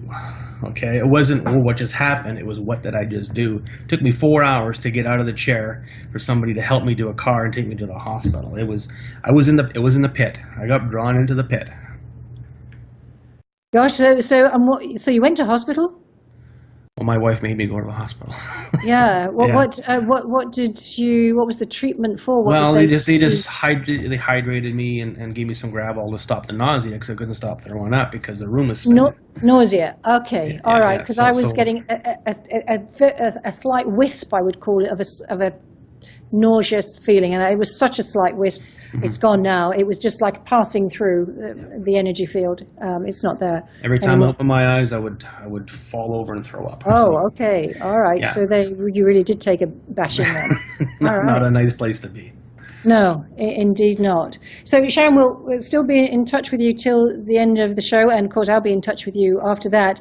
But Chris, are you okay to take a breather and bring on our last person? Because I'm not going to have time for me, but never mind. I shall catch up with you another time. I am here. Let's do it. We're having fun. It's all right. Yeah. Okay. So I'm going to ask. Stephen's beat me to it. He's brought out Kevin.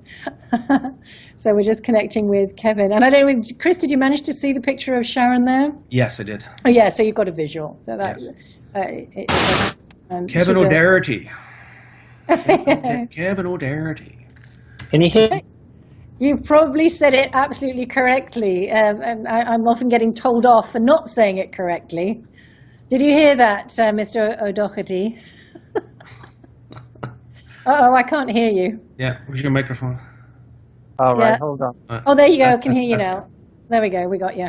What's going on with Kevin today? Right. Hold on. I've got the radio show in the background. Let me stop it. Sorry. Now I'm with you. I've got. Sorry, I called you too quick. That's okay. I've got sciatica. And which side? I've also on my right side, and I'm pretty crook with it, you know. So I can't really. I'm up and about now. I've been immobile for about 5 days. I can't really leave the house.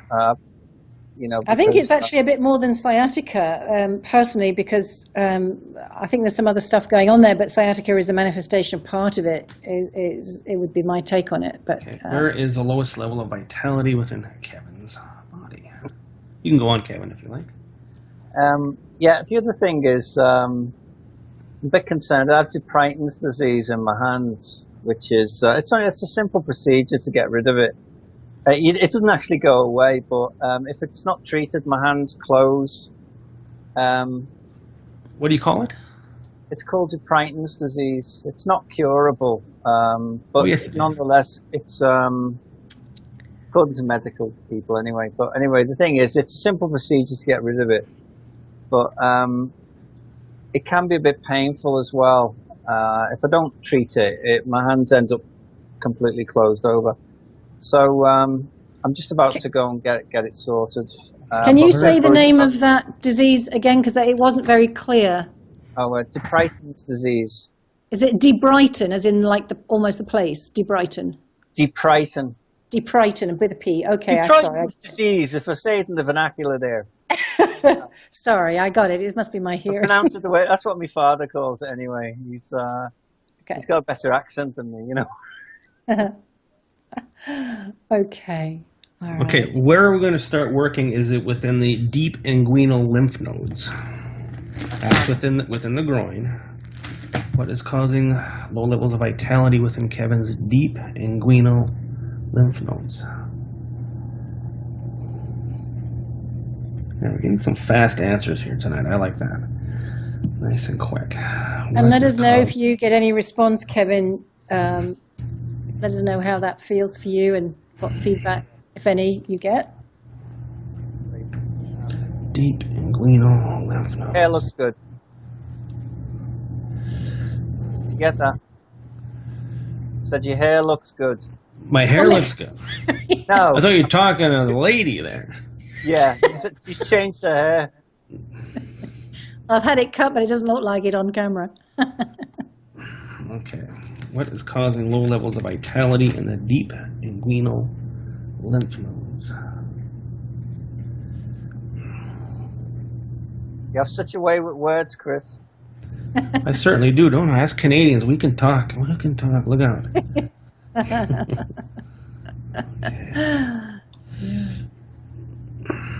It's lovely. We've got a really great triangulation going on here. We've got Stephen hosting the show from America, Canadian there, and an English Canadian here. Where we need to work is in the parallel incarnation. Okay. Where is the lowest level? What is causing low levels of vitality within the deep inguinal lymph nodes in Kevin's parallel incarnation? This is you in another realm. Yeah, I've been told I'm two-faced.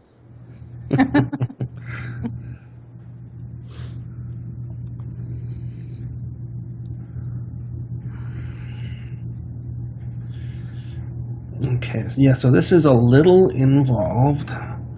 What do we need to do for the deep inguinal lymph nodes within Kevin's parallel incarnation? Yeah, there's something deep here. Okay.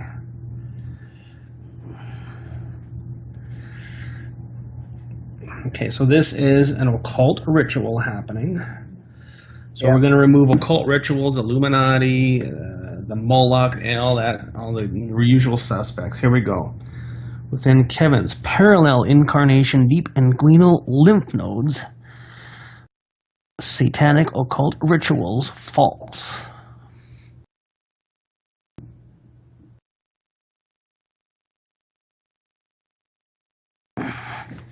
There we go. Illuminati false. Send to ether. Illuminati false. Send to ether. And Moloch false. Send to ether. Okay, now within this incarnation, here and now incarnation, muscular system, hips and legs, Lucifer false. Send to ether.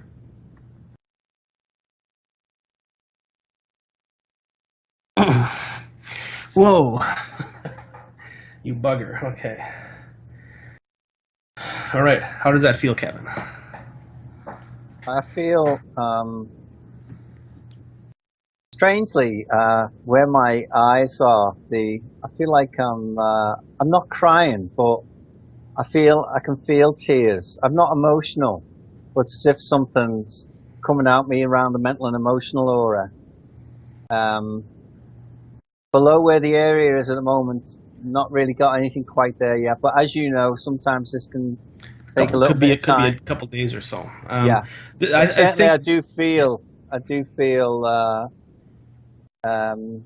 it working. There's this heavy, like I just want to pull it out of me. Okay, let's do this quickly. Okay, sciatica false. Sciatica false. All nerve impingement false. Remove any and all pressure on the sciatic nerve. Muscle spasm, false. Sciatica, false. Nerve impingement, false. Yeah, it's definitely something that needs to go to a deeper level. Right, what I've got now is right on my hip. It's pulsing. Okay. I can actually feel it. The nerves twitching now.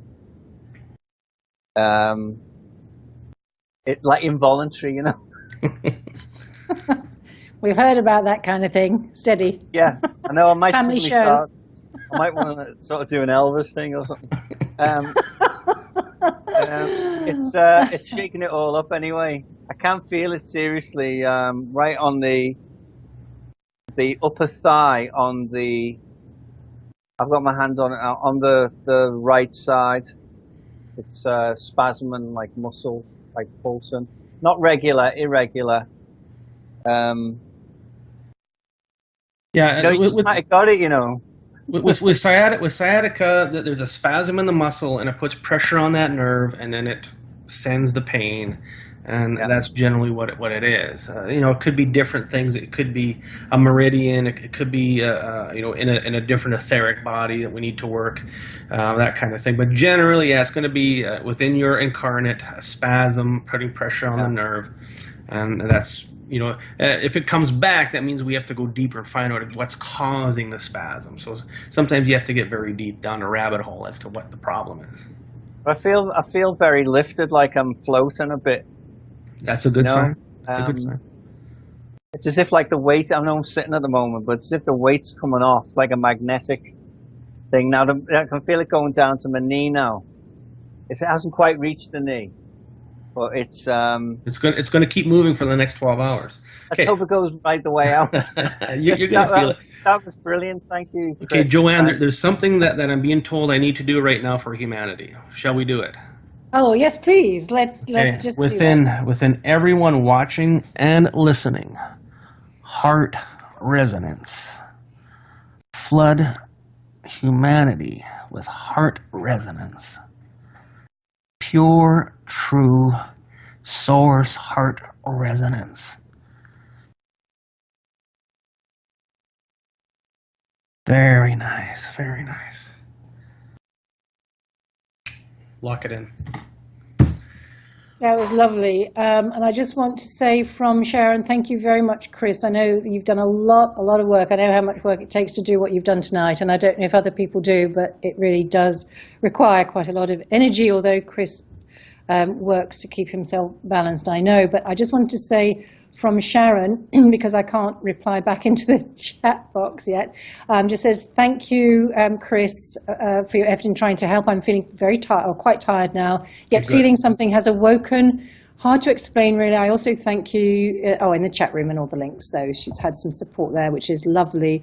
This is what it's about, isn't it? I mean, whatever anybody thinks about what we're doing, you know, there's cynicism or whatever, you know what, it doesn't matter. If you're coming from love and you've got a system that's worked, you know, let's just keep putting it out there, because it's tough for everybody. And there's another question I've just seen. It says, can Chris, sorry, this this chat keeps jumping.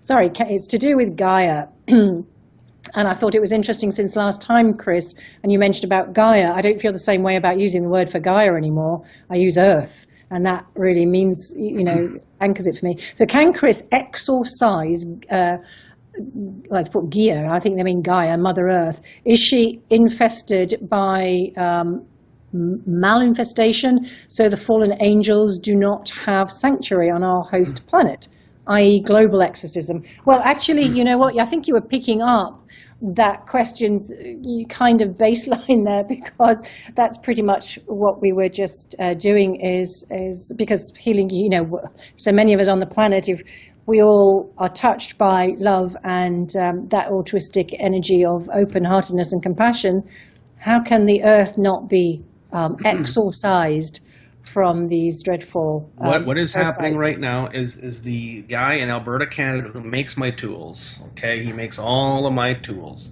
Crystalline Incorporated. His main job, he is the primary energy grid engineer working on an etheric level to prepare the earth, to cleanse the earth, the grids, all of its energy bodies for the ascension process. So it is being done. I don't need to go there. I'm working on people. He's working on the earth. He's got his job. I got mine. And it is being done. Well, I would just like to thank you very much, and thank you, Kevin, for coming on and being with us this evening. To Sharon and Vin in the distance, thank you very much. And for Donadella, and for everybody, for David, and for everybody I haven't mentioned by name because I'm not going to. You know, take this healing energy that's been set up and just use it for yourself. It's a tool, and you can take a strand of it, and it's part of the whole thing, the quantum field, and you know, we'll all benefit by just plugging into that wonderful energy. And I'd really like to, if I could do a round of applause, I would, for Stephen Roberts. Thank you so much. It's been absolutely great. I absolutely appreciate it. I was wondering how on earth I was going to manage this evening, because I'm a bit slow at learning this technical stuff. So bless you, Stephen, and you know, thank you so much. You made it possible. And all our love goes to Vin, and I hope he also has some benefit from this. Mr. O'Doherty, we shall catch up shortly. And Chris, thank you so much. I'll leave you to get on with the rest of your day. What time is it in Manitoba now? It is 7 o'clock, and my kids go to bed in an hour, so I better get home and play with them for a little bit. All righty ho. Okay. Well, thank you very much. And we will talk about perhaps you coming on as perhaps a regular feature at some time, maybe once a quarter. And that would be really lovely. I haven't done that before, but it'd be my pleasure. Yeah, it would be great, Chris, and we shall share things across the waves. All right, for everybody, it's time for us to go. We are 101. Oh, that's interesting. Chris Kehler, thank you very much. And his website is www.chriskehler.net. And there is all the information on the podcast page for contacting Chris if you don't find his website. So thank you very much. I hope you all enjoyed that. It was a bit different, and it was very much related to ET, because by healing ourselves, we're healing our relationships with not only with one another, but with the greater cosmic society. So there we go. That's me, shortly over and out. And Donadella just says one last, please say thank you very much. Thank you again. And maybe she'll come on again when we have you on again, Chris. And she is, you know, does have a really severe situation to deal with. But bless you. And thank you, everybody else, for listening. And Stephen, I think we're going to play our outro. And again, it's been a pleasure. And I don't know where the time's gone. It's so fast. So adios, amigos. Stephen Roberts, you're an angel. I'm floating. Sharon, I really hope you feel a lot better, and we'll speak to everybody. I'm just zoned out. You have been listening to the Ammach Files. Night, everyone. Good morning. Website. Good night. Correcting the organisms in which they are hosted. And we can talk about chemtrails, we can talk about a lot of things, and you think, well, how does this have any impact on the ET side of things? Well, perhaps this is ET technology. So I'm going to bring in Chris Kehler. And actually, Chris, let's have a little chat about AI before we play your first song, and then we'll kick off with the healings after that, because I've been listening to quite a few things about AI just in the recent days, and there's a plethora of information out there. What's your take on it, Chris? First of all, Joanne, thank you again for having me on. It's a wonderful show you have. I've done many different shows, and I really love your format. It's very interactive, and I love working this way. AI. Now, first of all, let me start off by saying that a lot of the things that are out there that we hear about, artificial intelligence, exocortex, all these different concepts, all these different epiphanies that people come forward with. The benefit of my work is that I'm able to take these findings, these theories, put them within the charts that I use, and it shows that there's validity with them when I work with somebody and they get a change in their energy. So you know that there is something to it. It's not just something that somebody drew up on a conspiracy map and wants people to follow it. So now when it comes to artificial intelligence, within my charts, I do have listings for cybernetic organisms, for cyborgs, for nanites, all these different terms that can be used for these things. And sure enough, it does come up for certain people. So Chris, sorry to interrupt, but you're talking about your charts. We won't know what your charts are. Is this to do with radionics, or is to do this is to do with dowsing. And as soon as we're on video, I can show these off. These are the charts I use, and it's basically a semicircle with words in there, and I use these with my pendulum. When I ask a question about the person I'm working with, the pendulum will direct me to different charts and show me what the problem is. So that's the basis of the work I do. So when it comes to artificial intelligence in the form of let's say a cybernetic organism or a nanobot type of thing, what I am finding is that they are from chemtrails. Okay, they can also be from inoculations. They can also be, within the water. They can get in almost any different way. So who's the culprit? Everything is the culprit. Let's not point fingers at government because they're just stupid. They don't know what's going on. It's the deeper levels of the government that's doing all this, the military levels of it, trying to get our thoughts to be a certain way, trying to dumb us down, trying to do all these different things. And in some people, they does trigger certain things to happen to any tweakings what you were doing on his book. And he said, you'll never believe it. He said, there's another one. So it seems that there is a tremendous amount of activity. Now, I know this month is supposed to be a portent of really special stuff with the eclipses going on. So I don't know whether that's heralding a lot of cosmic forces and energies, because it seems that there are a lot of very conspicuous and auspicious energies coming down to the planet, especially in light of all the crapiola that's going on. So I'm kind of very interested in this contraindication of what's happening here in 3D and what's filtering in from the cosmos. So we shall see. So in the meantime, I have a wonderful guest for you, and I'm really delighted because he's returning, which is really exciting. And this is CHRIS KEHLER. Now, for those of you who didn't hear that show back in June, you may not know then that Chris is a quantum energy healer. He has also done a lot of work with various different kinds of therapeutic tools and modalities, but he's also filters in concepts of the archetypes of healing, archetypes of mythologies that we do get embedded with over the eons. And this was a very interesting thing for me. And when Chris and I did a little bit of work before the previous show, I really had an incredible response to his work energetically, which was very positive. And I was really excited by that, because there's not often a time when you work with healers and the impact is so present, so immediate, and benign. When I say benign, it didn't sort of knock me off my socks or anything. It was just as if my energy field was being augmented with a real positive energy. So what we're going to do tonight, which is really wonderful, and we did this before, is we're going to do some live on-air healings. Now, I'm also going to be a recipient of that, and I hope Vin will too. We are going to bring on Donna Della soon, and Donna Della is going to be an interesting case because she has some chronic conditions, which I won't go into.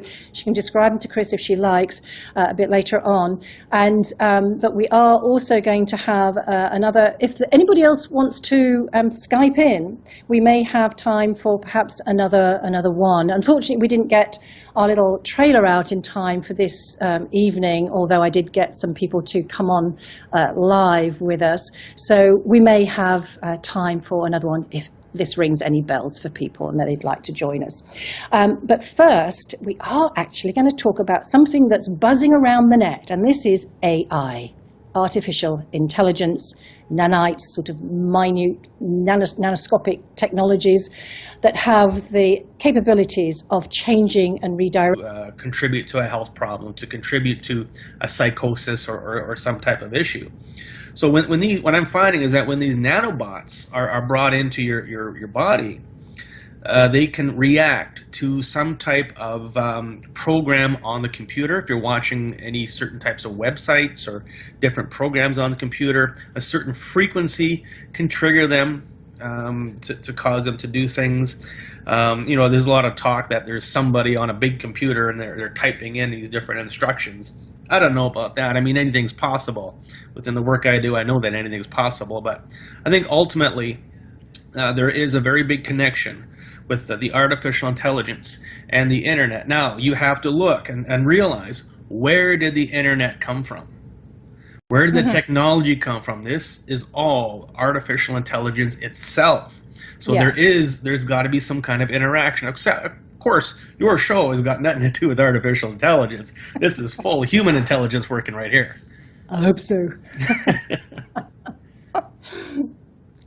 So, Chris, I've been listening as well to how these nanobots and nanoparticulates are able to be impact. Not only are they able to be impacted by scalar waves and radio waves and all the rest of that's being controlled by whomsoever, but also that they are self-replicating and self-organizing as they get into the body. I mean, this is a crazy, wild thing. And honestly, the way humanity is playing out at the moment, the psychopathy that's around, it seems that there's a great sickness on the planet, a great malaise that people are not able to kind of move beyond to any meaningful degree. I know we've got pockets and we're part of that pocket, but I don't know if we've got enough power yet to fully move through, and we need to. So I'd be interested to know how you think your work, if some of these elements have gone, a certain degree into burrowing their way into someone's psyche, soul, whatever, is there any point which your work cannot help them? The only time that my work cannot help somebody is when you don't come to see me. Okay? Because ultimately, there's an answer to everything. And because I always ask the bigger, deeper questions as far as what is causing a problem, what is causing this, that, the other thing. Because I ask the questions, you get the answers. If you don't ask a question, you're not going to get the answer. So if you know how to manipulate the question for source and the universe to give you the answer, you're going to get the answer. Now, there is another concept where we're only allowed to know certain amounts of the truth at certain times. As we're getting closer to the whole age of Aquarius ascension time of what was happening around us, we're allowed to know more, okay? Because there are laws in place that only allow us to know certain amounts of things. And that's what I have found is that you can ask all the questions in the world, but if humanity is not ready for that information yet, you're not going to get it.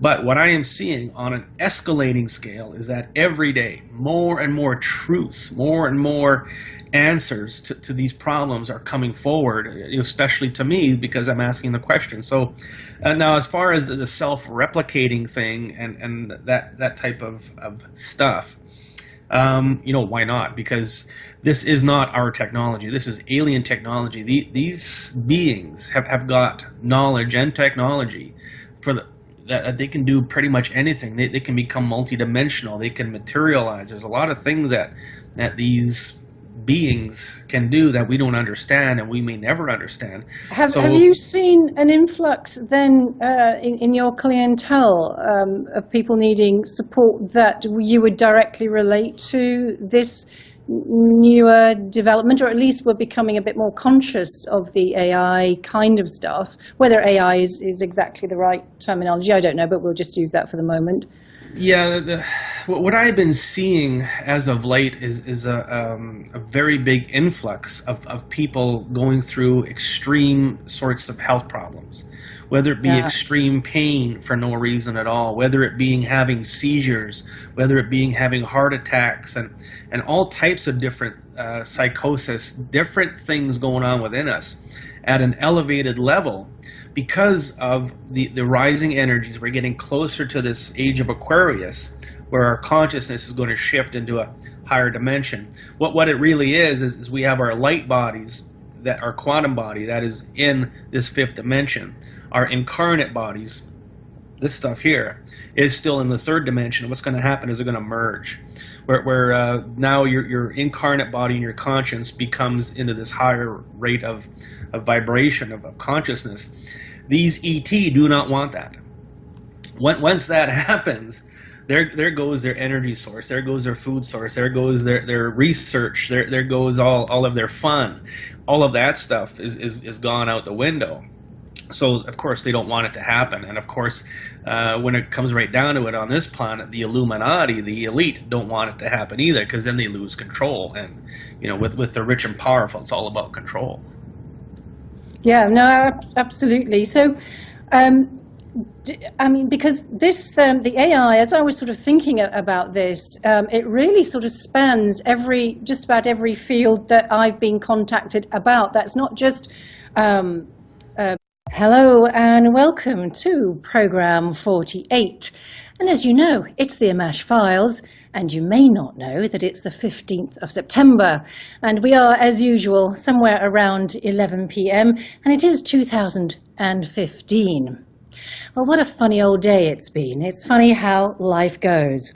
I just want to send Vin my very best wishes to hope that he's feeling a little better. And we shall certainly be in touch a bit later, Vin, and to see how you're checking out. All right, so today I wanted to tell you a little bit about Mike Smith. He has been seeing for the last 3 weeks, on and off, triangles all around the Wales area. Now, he's sort of between Shrewsbury and sort of Newtown area, for anybody who's around that area or wants to Google Earth it. And he's been seeing several at a time, sometimes 3, sometimes 4, sometimes just 1. And the interesting thing is that he was saying, you know, surely I can't be the only one seeing these things. And he's been seeing them, he said they're at some great distance, but they are definitely triangular shaped by all the lights that they are showing. So, and they seem to be going in different directions, though generally heading in the South Wales direction. So it seems like there's quite a lot going on in the UK at the moment, especially over that area. So anyway, so Mike was wondering who the heck in the locale might have seen anything when an old gentleman, a neighbour of his, called him over. Now, and he's a farmer, so he's not into this subject, not at all familiar with what a UFO is, or anything related. So this guy came over for a little chat, and it was about last Thursday.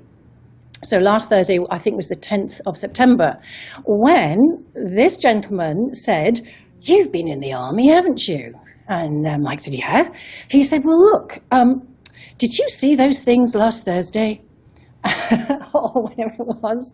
And he said, "They're firing rockets, aren't they? That's what the army's doing. They're firing up rockets." And you know, when I've been out in the fields, because this guy is a fantastic farmer, shearer, that's what he's done all his life. So he's been out in the land at all hours, and he has seen absolutely loads and loads of these rockets being fired all times of the night, a lot of the time. And he can only suppose or surmise that they are rockets from the military. Now, when Mike said, "Well, no, they're probably actually a UFO," he didn't know what a UFO was. And when Mike tried to describe what one might be, that didn't work either.